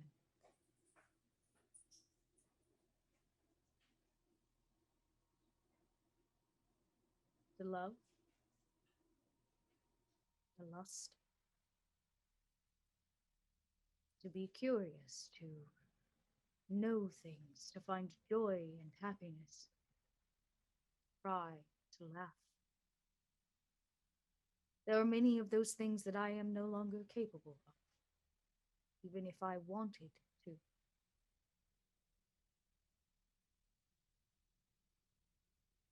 But I still feel to me, regardless of what my face may say or the tone of my voice. The Order, Consortium, they tried to tell me because of my uniqueness Because I was a mystic, I could not feel and was different. Because I chose to augment my body, I was different and could not feel. Little did they know that I feel deeply, more deep than most will ever understand. I have jacked myself into Coriolis and had an out-of-body experience and stared at the stars on the dark side of Kua.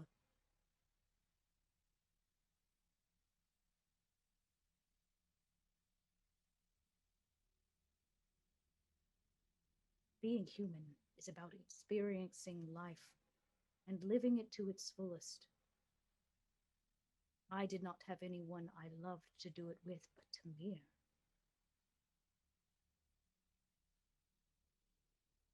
You do.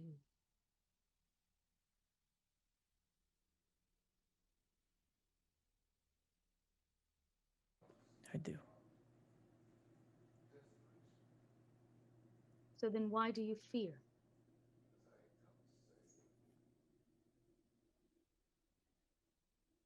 Are you afraid you will lose a part of yourself? Yes. I do not want to be incapable of loving. Do you think that technology keeps you from being able to love? Yes. Then maybe you should rethink your perspective.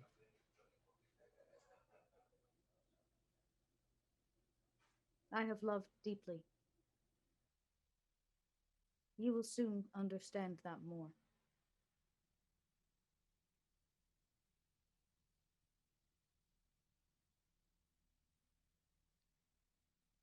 You see, Tamir, this is just our vessel,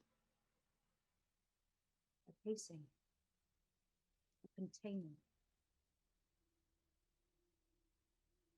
This does not change my soul.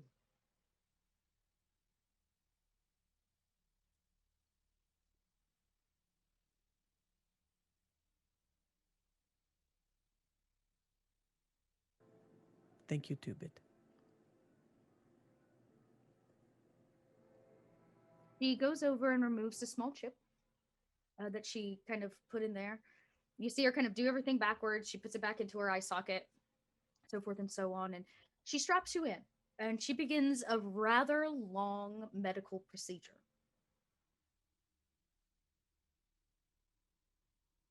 And she removes, oops, she removes the piece from behind her ear, and we see her implanted into Tamir. And it takes many, like I said, many hours, and you probably sleep for about 2 of them under anesthesia before you wake up. Eventually you do, and Tubit is still there to greet you. How do you feel?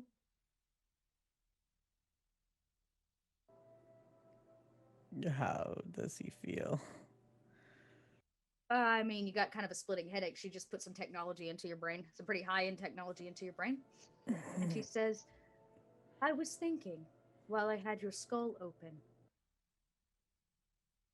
You asked what you could do for me.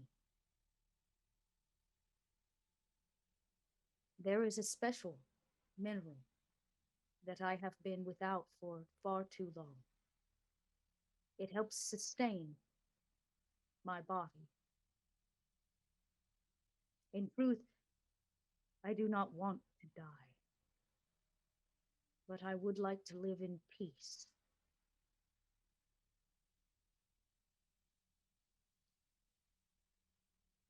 You said you have a captain. The You best love one her. there is. I can tell.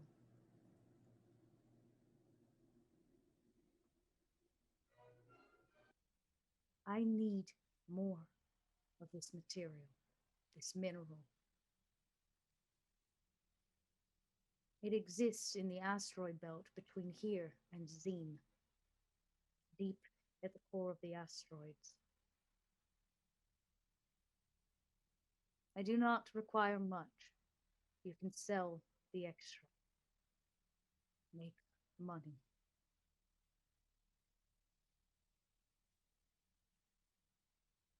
But I would like to find a little peace for a few more decades.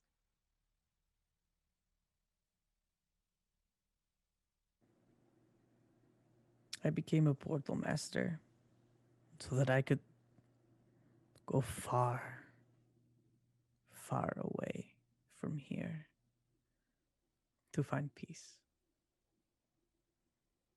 Have you found it?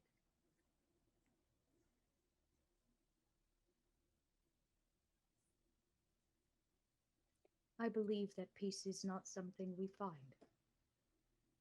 I It agree. is something that we create.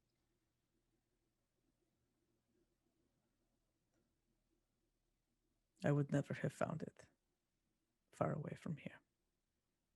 But if I can provide you with this metal and share this burden, and you may live out the rest of your days in peace, or at least finding your own peace, I will do this. There are many things that I would like to do. Maybe now I can. More than just running, that is. I owe you a great debt, Tamir. The information now in your head is. It's now your burden. Treat it with care.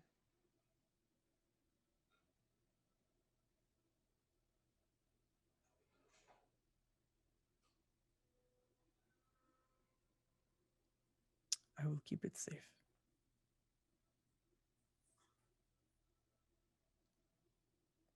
I must rest now.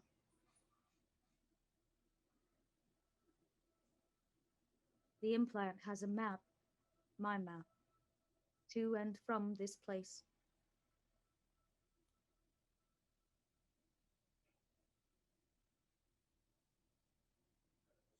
I understand. You are welcome. Anytime.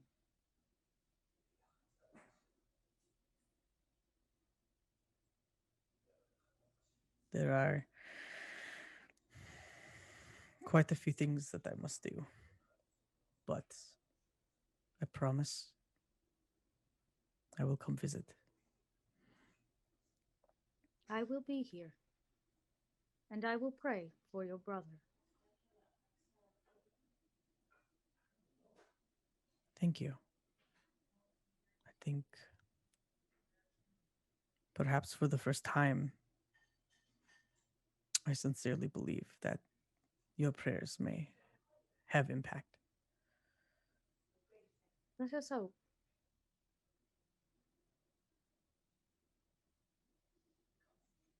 It is the first step in achieving peace.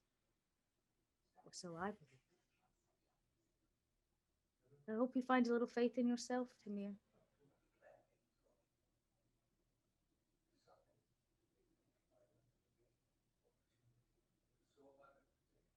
I do too.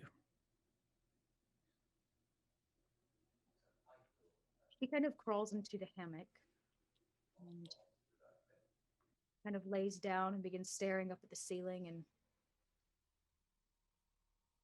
her eyes kind of slowly, you hear him like, closed, and you stand for as long as you'd like in this place. You have quite a lot of technology now attached to your head than you did before. Um, and thanks to 3 more bars of corruption that I have to use. Oh, sorry. 4 more bars of corruption that I have to use.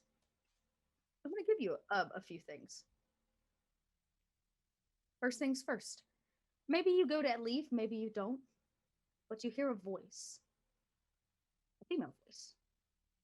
Young. Small. I don't know you.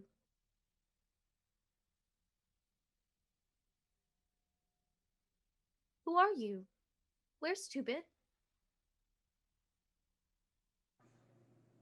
Uh, uh, Two-Bit is resting. You maybe even turn to look at Two-Bit and you see a little girl. She's quaint and rather understated. She wears kind of like a jumpsuit, like a standard issue jumpsuit. She stands by Two-Bit's hammock, looking at her, and then she glitches and then comes back to full. She says, I don't understand. Why can't she hear me?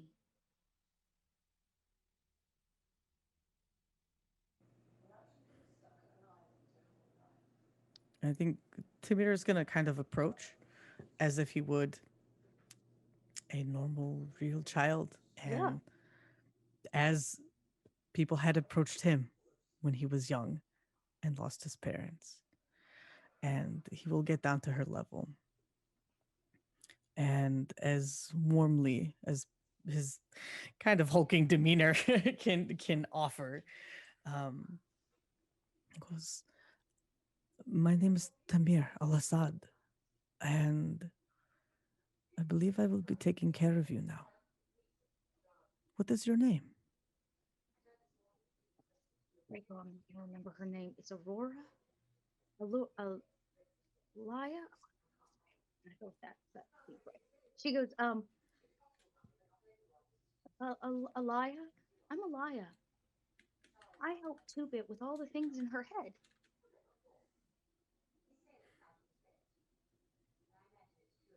Does she not want me anymore? No. No.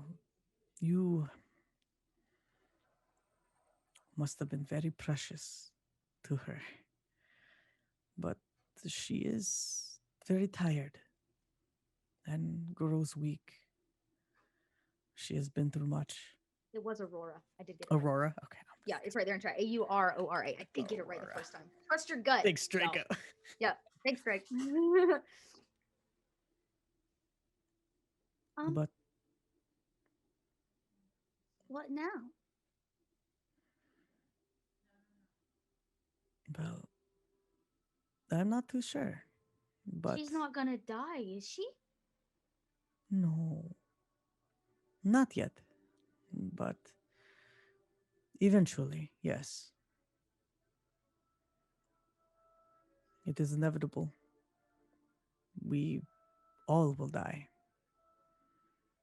But I believe for now, she wants to make sure that you are protected. So I know things. you must be So very many special. things. I guess that's what Two-Bit always told me. Yeah. She is very wise.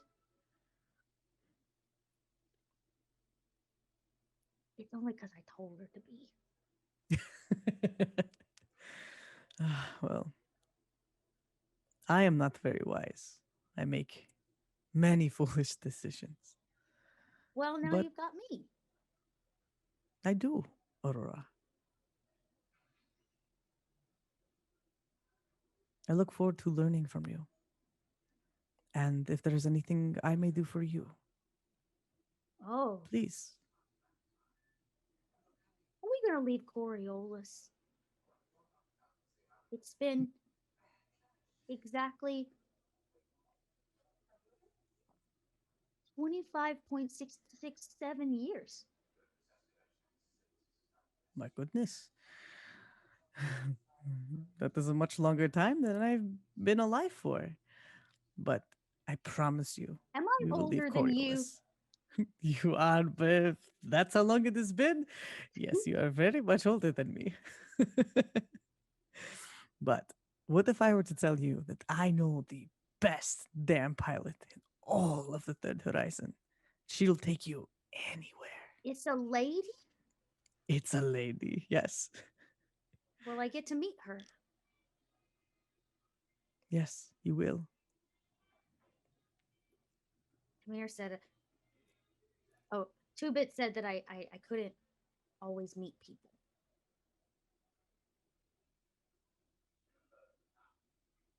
Two-Bit It was didn't dangerous. have. It is dangerous. But Two-Bit didn't have the family that I have. Is it big?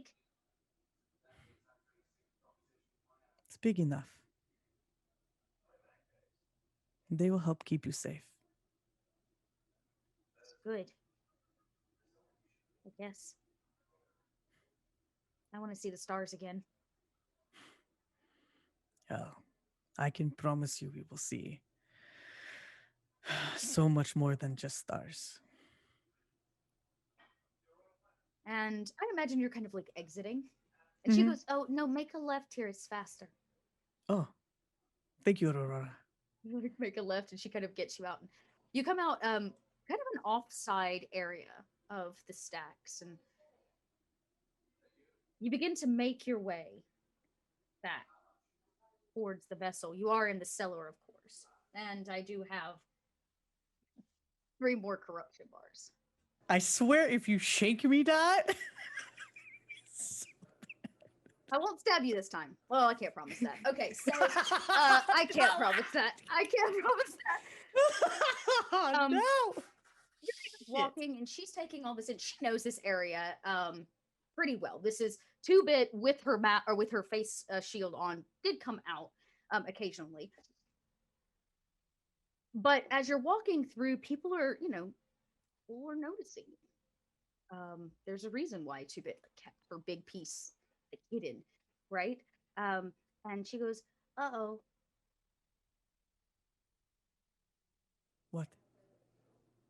So those 3 guards right there, they just pulled your name up on their computer plate. Like the one that's like in front of their eyes, you know? Oh. You're wanted. For what? It Or rather, says, what now? yeah, it says that you're a terrorist.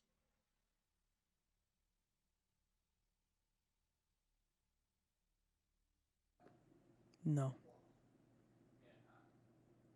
Well, I'm going to suggest that you start running now because they're pulling weapons. Okay, that's a great idea, Aurora. Let's go.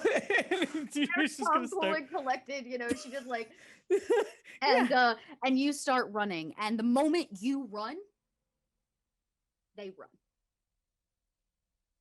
And we're going to have a little bit of a chase sequence. How is Tamir going to get out of this one? Oh, Where are you going? Tamir's going to use what he knows. He spent a lot of time fixing pretty deep areas, vital areas in the cellar for the people there.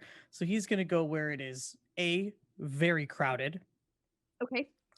B, somewhere where he can duck in between the mechanical panels. I would assume he would know like which areas to avoid that maybe were like sealed off properly enough, so like it's too close to like touching space, like but he kind of knows some of the areas that he'd have to weave in and out of in order to having done the repairs without being detected. Sure, that makes sense. Yeah, you help people down here. So, okay, here's what I'd like then. Since you're not trying to really hide, you're just trying to use the natural world around you. This is a wits roll. Okay. Aurora's there to help you. Oh. So you get a +1. Ooh. Thanks, Aurora. Oof. Let's push that. Let's take it. Take another one. Yeah. Oof. Okay. Well. Well, it's meant to be. Yep. You begin like dodging and weaving and dodging and weaving. And you're like trying to push through these people, and you can hear them like, "Hey!" And security's really amped up since all of this stuff has gone down, and even since all of you reported that the emissary was lost and what was going down on Kua, it hasn't necessarily stopped the internal distaste for mystics and the mysticides, and especially now that they think and have heard, thanks to all of you, that security has been compromised, there's a lot more of it.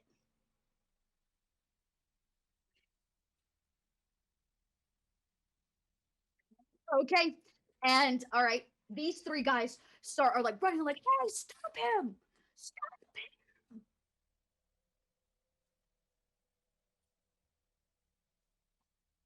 Is And there? yeah, Oh, yeah, go ahead. No, okay. No.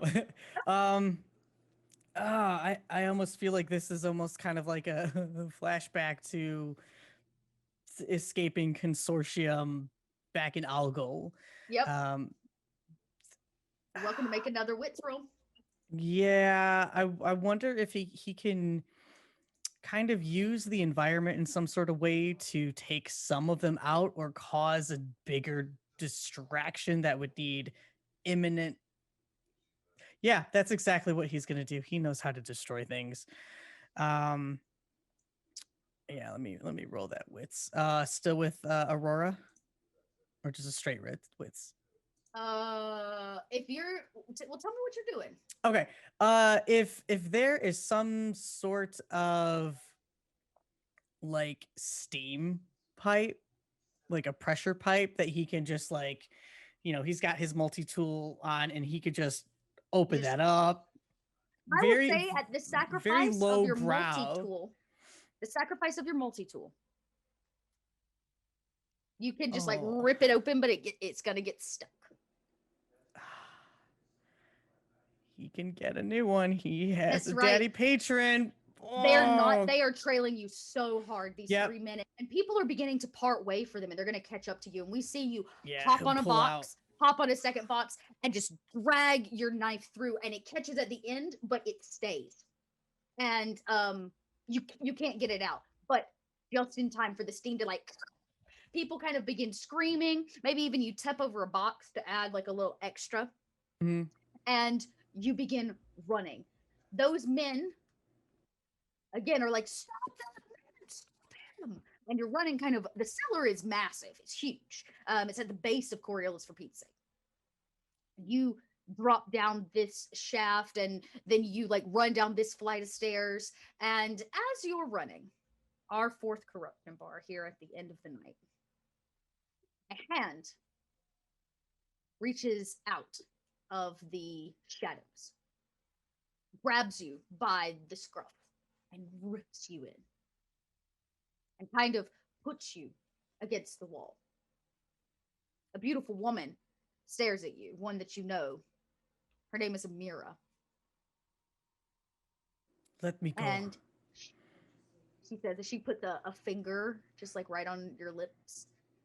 You're very close, like between this like little tiny alleyway, and she says, shh, wait. And the 3 guards go running past and go, where'd you go? I don't know, we have to go that way. That's the only way to go. And so they run off in another direction.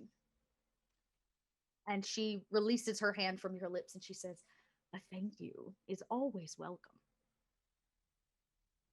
I owe you no thanks. You were almost caught by 3 guards. I would have gotten away. There's more pipes. I saw you jump on that box. And pipes don't stop guns.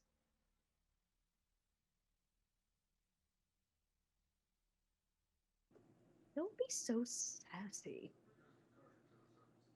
I saw you enter the stacks. What are you doing there, Tamir? She's gonna roll. Yeah, he's so bad. Ay. It's not good. She's gonna roll. Where is her? Aha.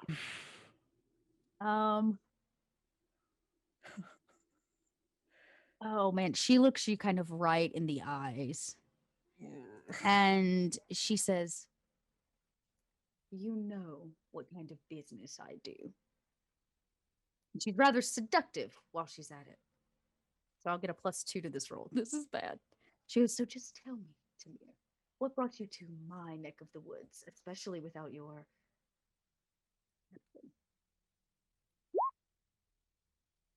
This is when Eris kills me. I didn't know. This is when Eris It's like, that's what's not. I didn't roll it. Oh, it did roll it. Oh, it did. It did. Oh, okay. You had to be like, stop rolling, Dot. Just she keep does rolling, get, Dot. yeah, just keep rolling. She does get a +2, so let me just roll 2 additional ones for that first roll. Okay, she got a single success. That was a lot of die for her to fail. A lot of die. Holy, no, she doesn't. Fudge. Okay, well, she doesn't. The Nothing is average gonna get person. between Tal I and was about to Tamir. say, yeah, exactly. The average man, straight man, maybe even straight woman, would not be able to turn her down. But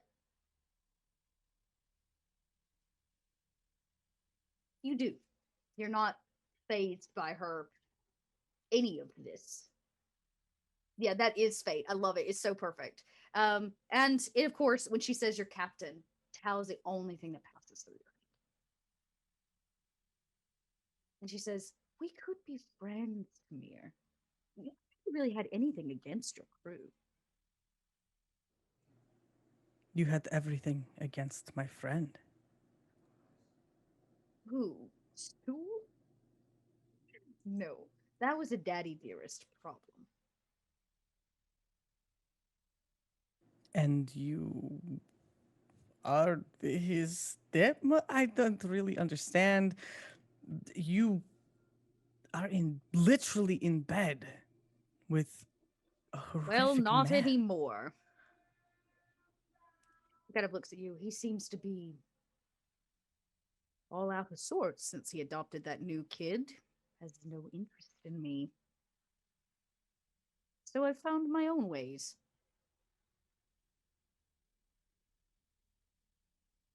Look, I didn't know about Alpan's plan, okay? I didn't know he was going to frame his own son.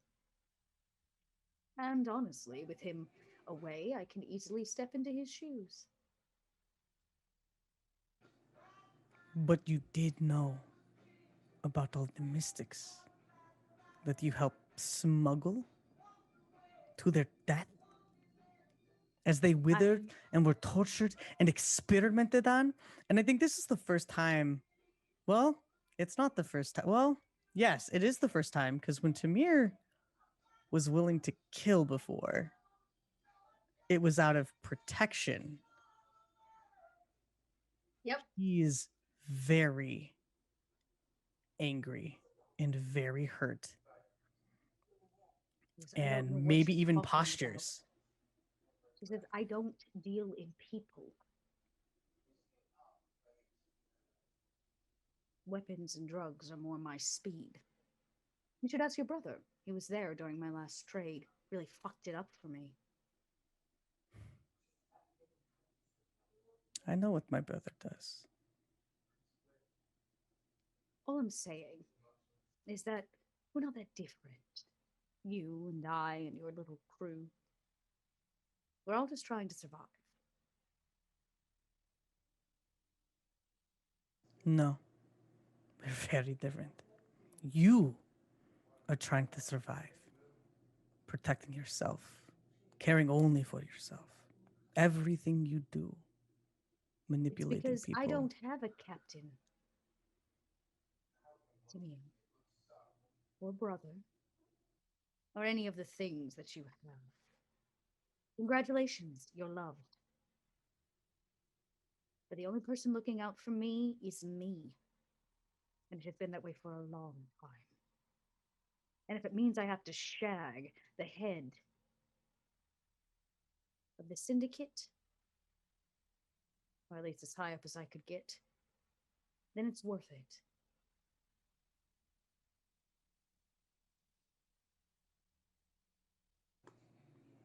It's a funny thing.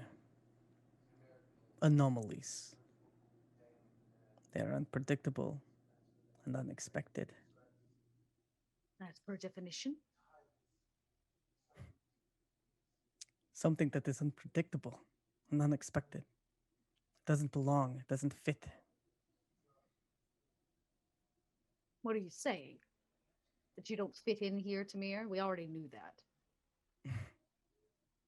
I fit in just fine here. Coriolis has been my home for several years. But you, always on the run, always have to watch your back, wondering who is going to betray you next. It's a good thing I have a third eye. So do I.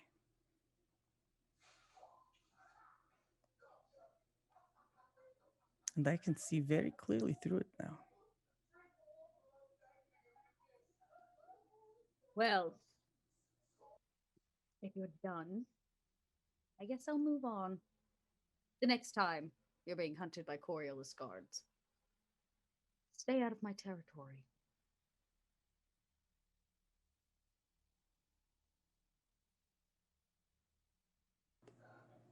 I'll do my best, but cannot keep that promise. Good So I boy. will not make it. And she boops you on the nose. And she like slides out, like brushing herself across you as she does. Bye, Tamir. Goodbye, Mira. I almost stabbed you. I'm gonna be honest. I really almost had her attack you, but I decided not to. I was also going to attack her. You can? Sincerely. He doesn't have anything on him. His multi-tool is gone. He has nothing. Couldn't do it. I literally went through my inventory. It's like, what does he carry on him? Not anything when he just runs out the door. I mean, it is a corruption bar. How many more She- corruption bars do we have to That's go it. I through? had 4. That was the last one. Her appearance is like the last corruption bar. Mm. And my plan was to have her, not be quite as cordial. And you know what? As she slips past you, 2 things happen. I dug this one myself. Yeah. That was foot and mouth. She notices, because I imagine she leans in before she goes and whispers in your Mhm. ear, and she notices the fresh tech behind your ear. And 6 bars, even better. I'll use the last corruption bar to do what I planned on doing.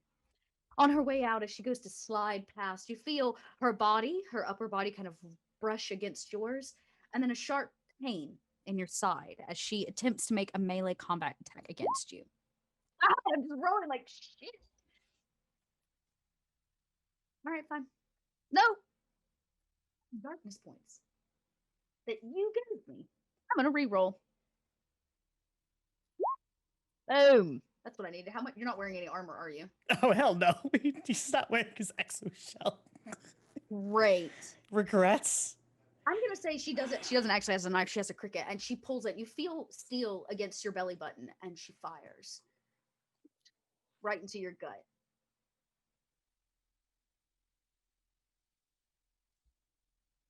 You kind of slide to the wall, and you hear a small voice inside your head go, "Tamir, Tamir, are you okay? Tamir, you're bleeding. Your vitals are showing that you're bleeding out. Tamir, Tamir." And she walks off, and in the silhouette of like the tiny alleyway, she like blows off her gun, and she says, "Bye, Tamir. I really wish we could have been friends." And she turns and walks away. Tamir, you will take, I believe the thermal cricket does 2 points of damage, and you're not wearing any armor, so there's nothing. So take 2 points. Mhm. She did shoot you in the gut, and you are bleeding out, but it's just a gut wound. So you're able to maybe get where you're going. Do you go back to? Are you trying to go back to the ship? Yeah. But definitely not before he sends a message out. Okay. Okay. Oh. Can he reach out to Tal? Last time I checked, you and Tal had a very special way of doing that. Yes, they did. It I didn't think really this work, is- unfortunately, during Tal's one shot, but maybe it will No. work during yours. It's a new learned ability, something that you have been practicing. But there is, at least so you've been told by your teacher, something very unique about the two of you, a shared ability. They only touch butts in the dark. It's not their mystic power.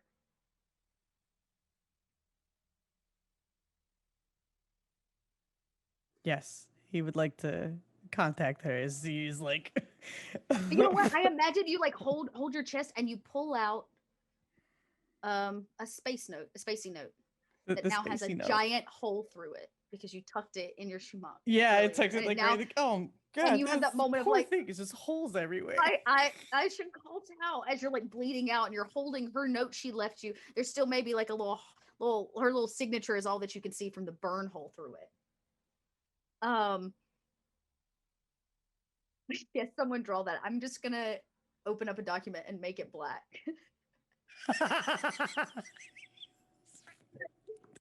Tao and Tamir touch butts in the dark.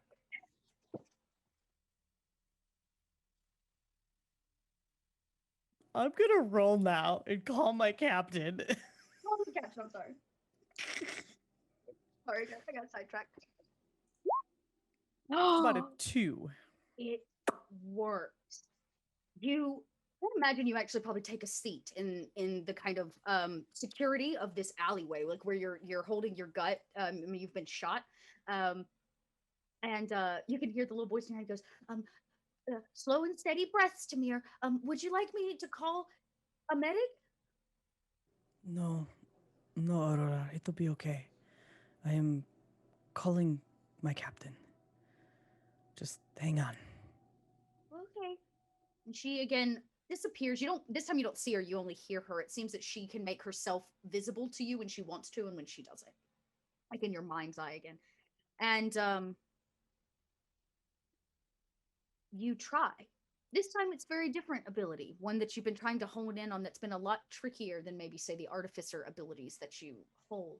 But you do connect with Wow.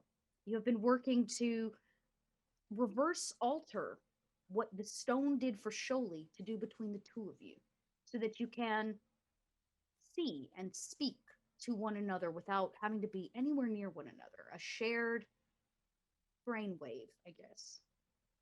Ooh, I guess you could say you know the connection's open or you can feel Tao. She is having a good time, maybe with her sister, maybe even a family dinner or something. They're like having family dinner. She's on Coriolis for a little extra time. She seems very calm. You can hear her heartbeat in your ears. It's normal and relaxed. You hear her laugh.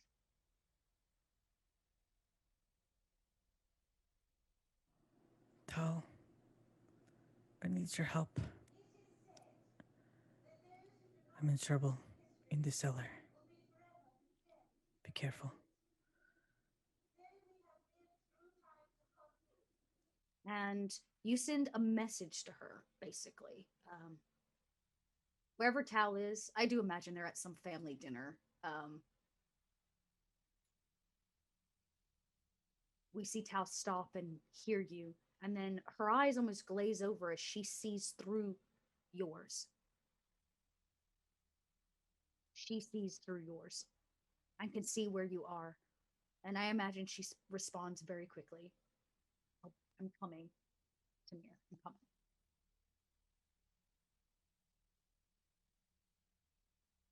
And the camera pans out. As we close out tonight's episode, a few days pass. The flesh around your new augmented piece begins to heal. You find out that Aurora talks a lot.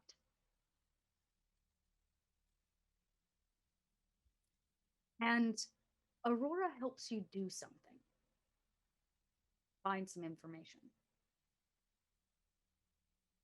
about Shin and a lost priest and a book. You still haven't heard from your brother. He's still ignoring your emails. You think he's eating the food because the trash piles up outside to be picked up and the mail is never opened. But I imagine you would want to give this information to your brother. Yes. You put it on a thumb drive and do the only thing you know you can. You put it in his mailbox with the rest of the mail. maybe when he checks it 3 months from now, he'll get it. And those fresh medical supplies get put to good use. It's too bad you don't have a proper medic on board. But you have a new mission. To head out to the asteroid belt between between Kua and Zine. And you and Tal began plotting your very first mining expedition together out to the outer rim.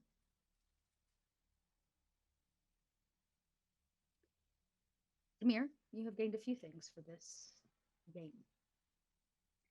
You are being given a talent called Third Eye.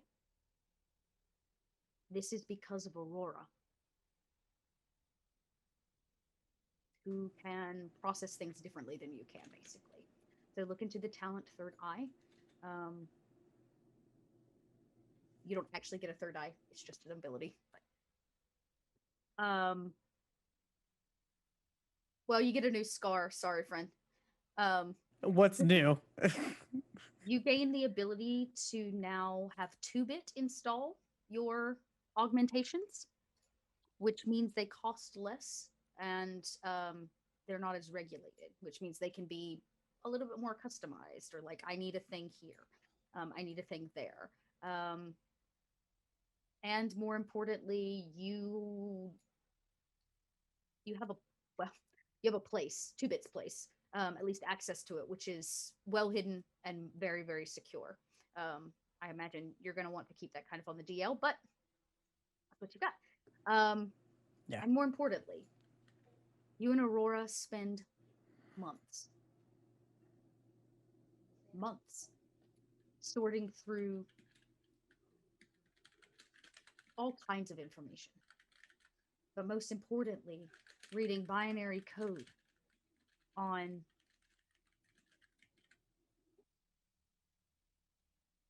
the only archives left on the portals. How to build them, what kind of materials are made, the original algorithmic data that made the controlling of what is basically black holes possible. Mir, you currently hold information that nobody else in the third or first horizon have. Ancient information. And it is yours to protect. Who knows? Maybe it will benefit you one day if a portal's not working. At least you now know how to fix it.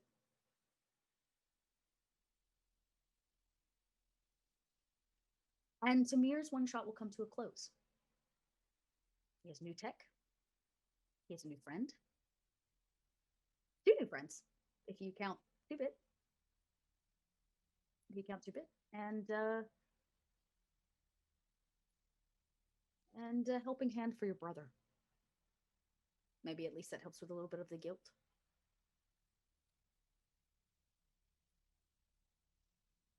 And you're all done, Tamir. You did it. You survived. I don't know if he has more purpose than he did before. Oof. That, you're amazing. But he has something to protect.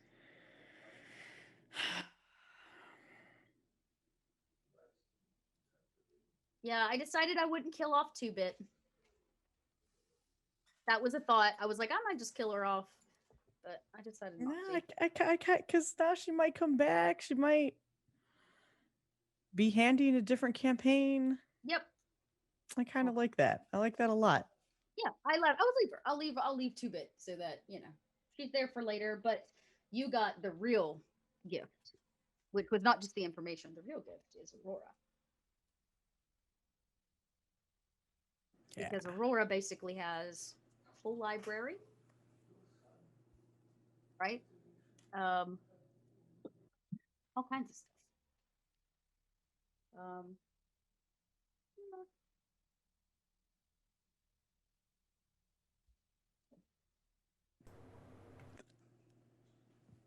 You're amazing. Sorry, That it was was very so much parched. fun. Yeah, I know. I haven't. Tamir now kind of has this like. He needed somebody to be like, it's cool to be a scientist and it's cool to be a mystic. Like, you can have Yeah. kind of have your cake and eat it too, because here's Mhm. why. Right? Mhm. That it all has its place in the big grand scheme of the puzzle. And I think Tamir needed somebody to be like, that moment when you're super Christian and it's like, just pray, honey. It'll be just fine if you just pray. Right? And you're like, but that doesn't explain why hair is growing out of weird places in my body because I'm going through puberty, right? It doesn't explain the problem, right? But you needed another person, like say, I don't know, your health teacher, to be like, yes, we can always pray that hair and those body pains and the awkwardness will go away. But scientifically speaking, let me tell you what's happening to your body. Right? Like let me explain to you why hair is growing in weird places. And like I think you needed to hear from somebody that wasn't a spiritual mystic, or at least a different kind of spiritual mystic. So yeah. Yeah. No, that was perfect. That was so good, Dot. And Thank you. I'm interested to know now, do you tell everyone? Oh, do I what? Are you gonna tell? I'm interested. So my wish is to know whether or not you're going to tell everyone about the information that you're carrying, because the more people that know, the more your life is in danger. Right. That you see a kid. Mm-hmm. That Aurora is actually like an actual physical mind augmentation. That you basically have a kid following you around all the time, who's really not a kid. She just manifests. Right. That's just the manifestation. That's the manifestation of it. I'll be interested if you're going to tell them like, I got upgrades. Oh, and I met a half human, half robot who's actually an artifact. Oh, and I'll be interested if you tell your patron. Oh, that's a flat no. That's an instant no. Patron gets the most limited amount of information possible. Yeah, whatever you do not tell him there's a living artifact Right? in the basement of Coriolis. It's over for 2-bit. No. Oh, it's over. no. I mean, technically, you'll probably find that, like, there's always rumors, right? And I'm sure the more that you now know about it, you would hear those rumors, and like you hear about the monster that lives in the stack and those kinds of things, which is really just 2-bit. But thanks for all of you in chat that are here at like 5 and 4 a.m. in the morning. Yeah. Thank you. Yes. Thank you. Thank you for being here with us. Thank you for sharing. And what was a pretty RP like episode, but I think Tamir needed it. Like Tamir, we got to see Tamir have a couple breakdowns of him just being like, and my brother and his girlfriend and my girlfriend and right? Like there's just like there was a little bit of a dumping, and it's interesting because I don't think 2-bit didn't see that coming, but it didn't really phase her. But she could tell Tamir needed it, right? She could tell that Tamir needed to just like, bleh. Yeah. Yeah. Yeah. Oh, yeah. Yeah. And then for him to kind of get a little saucy, like nose to nose with Amira there at the end, as if it was almost too much for him to hate. Like I was pushing because I really expected you to attack her. I was like, he's gonna do it. He's gonna just. Yeah. He would never throw a punch like that, but he would fucking use a weapon, but he didn't have anything on him. Yeah. He left the ship with nothing. And I made sure that your knife broke my knife. You broke my he's probably had that multi-tool since Algol, since he was like 12 years old or something. That thing was old. I was gonna say, but you're a grown-ass man who doesn't need a Swiss Army anymore. Like you need a proper multi-tool. So it's time to upgrade. It's time to upgrade. Man, needs a multi-tool. This was a treat. As I've been kind of planning all of these. Mike, we're not doing an after show for this, right? This is the after show. That is correct. Great. Thanks. We have not done any for any of them. I genuinely couldn't remember. So like I really wanted for this episode, I've tried for every person's episode to make them a little different, to take their character and put them in a situation that is not within their control. Like, it puts them outside comfort, right? Tao had to follow her sister into a whole area of Coriolis she didn't know. Had to witness things that, like, snakes in baskets and weird cult type things to get the information necessary to save Stool, which is, by the way, going to be very important before this is all over with. We get to see Malik come out of his comfort zone, literally have to come out of his apartment where he's been hermited for like weeks, and go to a planet with a different crew and be left there. And then we have to see Tamir go out on his own. Nobody's on the ship. Nobody's there to tell you what to do. And we're seeing Tamir feel everything's out of control. I can't help my brother. I cause this level of like guilt and drag, and like, at least what I'm seeing as a GM. And then what Tamir needed to was be brought out of his comfort zone to see something truly amazing that made him question everything. Made him question everything of like, what is okay. Oh, here's another thing. 2-Bit used to be part of the Order. Somebody that knows the Order is going to be 2-Bit. So that's another connection that you now have, or at least somebody you could possibly go to. But yeah, I thought I wanted to put each of them a little bit at odds with where they are comfortably with each other. Like, each one had their own kind of necessary journey to get what they needed then, right? Even though for me, for Tao, it was a physical item, but really for Tao, it was like learning the extent of her sister and what her sister really is capable of. And that her sister does love her and does care for her, to the point that she would stay down there to fight a beast, which we still haven't seen the outcome of, to assure that Tao got what she needed for her crew. Right? To see Malik step so far outside himself for another person, one that he claims so much to hate and despise. Right? And for Tamir to have to face some of his own burden emotions. And to have somebody that, I don't know that she's much of a mentor, but to have a person say, you can't have anything that you want till you believe in yourself. Stop doubting who you are. Stop doubting your capabilities simply because they don't manifest like everybody else's. So yeah. So for chat, you asked, we do have a next time. There's a next time. We are going to be doing a November one-shot with our new cast member, AP. We're going to get to meet the character that has been mentioned but has not been like filled out in any way next time. So that's going to be happening in November. Very excited for that. KP and I have been doing a lot of plotting. KP's been watching through, has finally hit the second season. And so we're going to have another episode on Coriolis, but we're going to be jumping back in. Well, we're going to have a bit of a time jump. So what's going to happen is this is actually going to take place. KP's one shot will take place from the moment that the crew returned to Coriolis. Right, the moment you stepped back on Coriolis from the Tao and Tamir debacle. Yes. And you came back with the information. From that point is when KPs will kind of start, and we'll move forward and we'll see what happened in the cellar while all of you were doing other things, what was actually going on while they were moving mystics.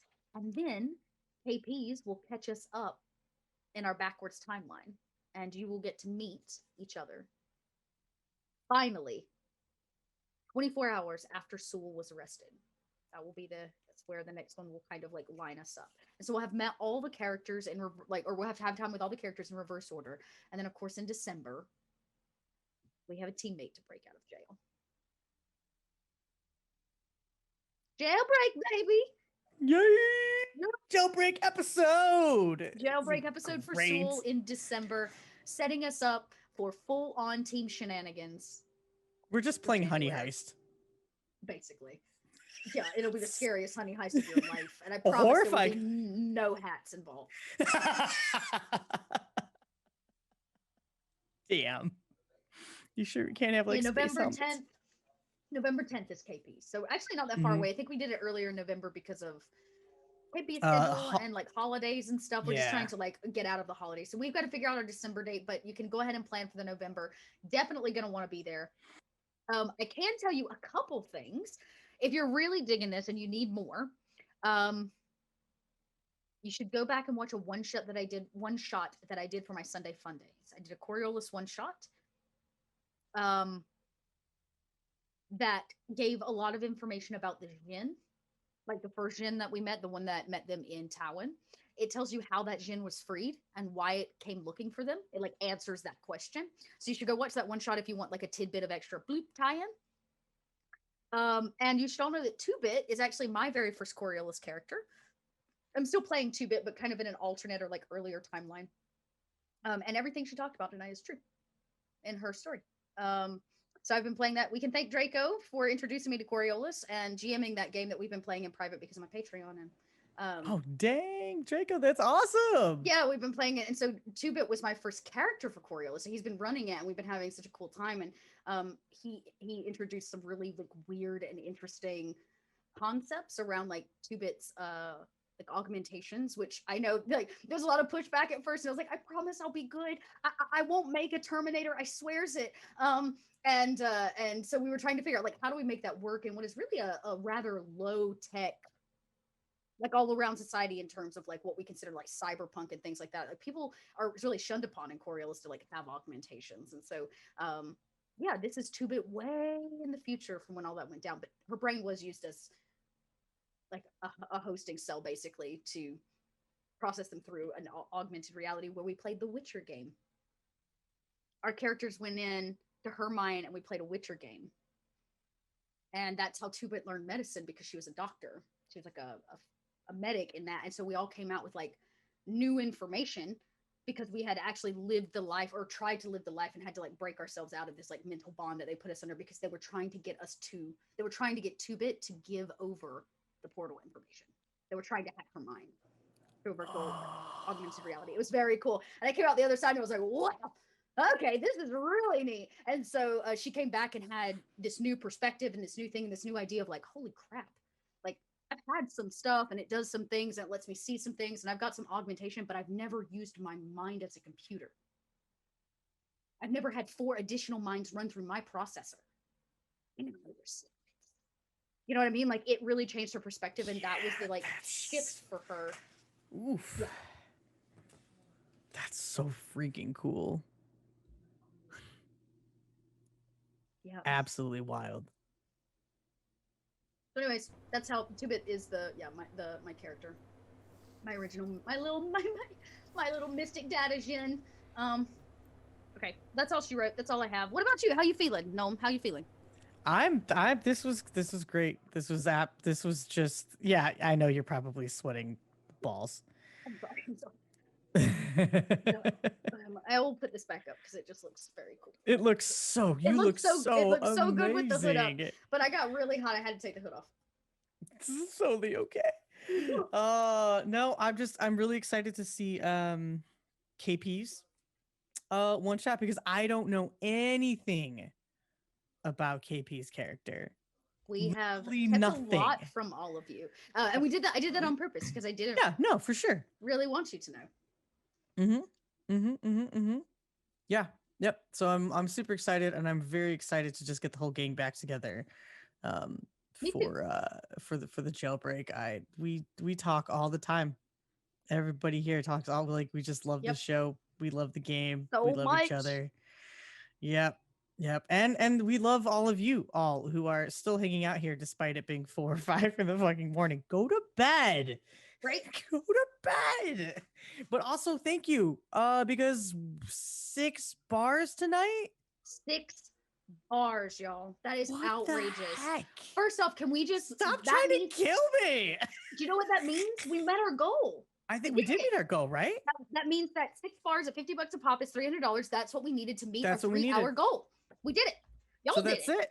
Yeah, you all did it. Thank you so much. So Eris did the math on it. That's essentially 6 more episodes in 12 episodes of additional content. Yeah. So that's basically, wild. No longer do I have to feel guilty about keeping them for 3 hours. Now they have to be here.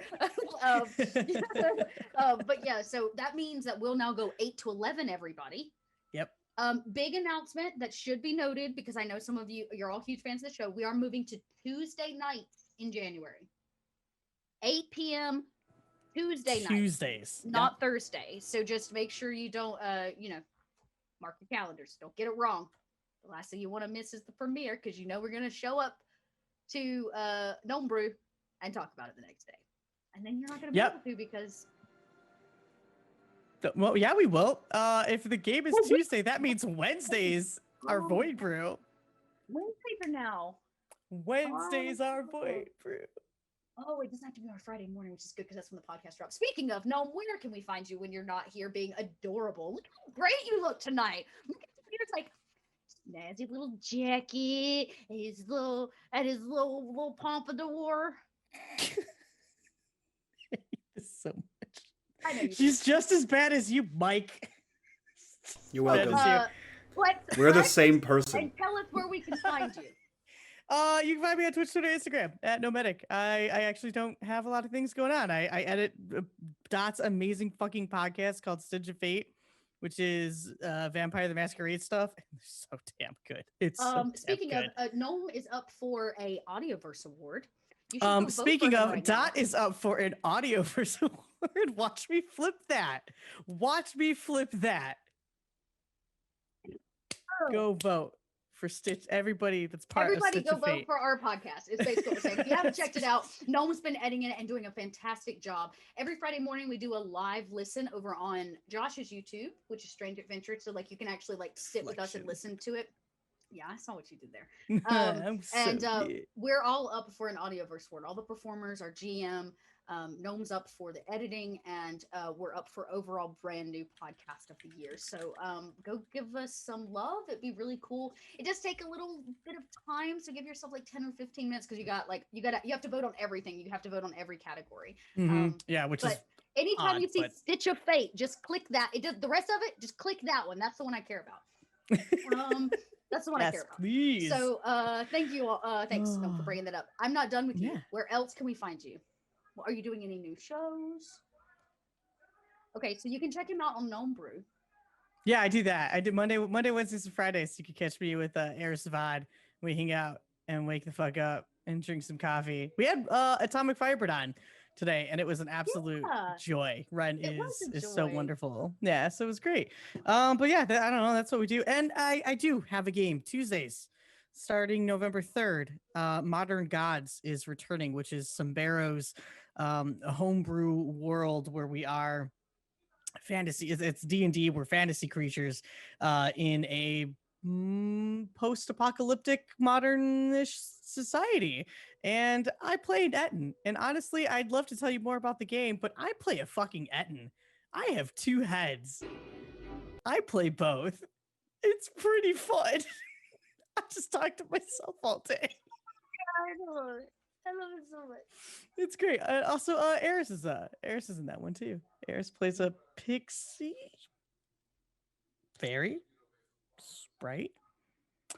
I wasn't there when she was there. It's Eris. It's obviously. It's great. But yeah, so that's Tuesdays on I believe Eris Savad's channel. I think that's where we is that what's happening? Okay, cool. Mm-hmm. Yep. Nice. Yep. So go follow Eris too, who's also part of this. I'm Dot. I do a shit ton of storytelling. Look, amazing. Hey, everybody was like, I love your context. Guess what, y'all? Not context. Blum, blum, blum. Yeah. Look at okay. Thanks everybody for being here tonight. Thanks for letting me play 2-bit. No. I'm really glad that you got to play 2-bit. Me too. Really I'm glad I got wanted to play 2-bit. you She's to play. Super a character that I really, really love. So, but you can thank you for sharing it with us. Playing tons of characters all over the place on awesome channels just like this one all over the internet. I have a big announcement coming up, and I don't think I can make it till November 1. So I'm going to hang on to that until I guess I can officially announce. But you can check me out in the Stitch of Fate podcast if you want more vampire. You can check me out over on Roll For It every Saturday. And I'm very excited that some things are coming to my channel before the month is over. This Sunday is Sunday Fun Day. So come check that out. One of our Dot Lot members is going to be premiering a new game she created, or they created, which is very, very exciting. And then I'll be running an Alien one shot that afternoon. And I feel like there was something else. Oh, yes, new show's coming. I'll be producing a Swords Fall campaign with an all BIPOC cast that kicks up the 27th of this month, Tuesday the 27th. It's going to be amazing. Burritos our GM. It's going to be heckin' awesome. And then in November, starting November 19th, I'll be kicking up on Thursday evenings a new Overlight mini campaign. So if you missed the first one, you can get caught up. If you saw it, well, then we got an epilogue for you. Yeah, So I'm that's so excited. It was so good. Yeah, I'm very excited It's too. gonna I'm very be excited. And we great. have a new player for that one too. We're going to be bringing in a 5th player for the table, a good friend here out of Atlanta. So lots of crazy things happening. That's all part of this grant that I'm running for Fulton County. And I don't think I can actually participate in other things at the moment because that is every ounce of my time. But what I can say is you should go support unMadeGaming, who makes shows like this possible by bringing all of us together to tell stories for all of you and to roll dice playing games that you love. There is a Patreon. There is a Ko-Fi right now for this game, which is now officially funded. So I'm going to encourage you, if you still want to give some money, maybe just go join the Patreon. That way you can get some extras as those things come out. We are currently working on your cosplay videos and your cosplay photos and all the new things that we promise that'll be coming out in the new year. So we'll get to those very, very soon and be releasing those to all of you. But go support unMadeGaming. Yeah, that you spam that. You spam it. And I guess you can go, you know what? That's it. You said it. It's happening. Yes, yes. Don't get me quiet. That's really amazing.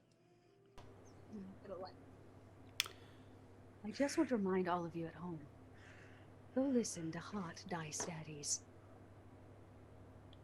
And with that, we'll see you guys next time. So from all of us to you guys, bye-bye. Warrior, You're a warrior. I'm an eggplant, not a warrior.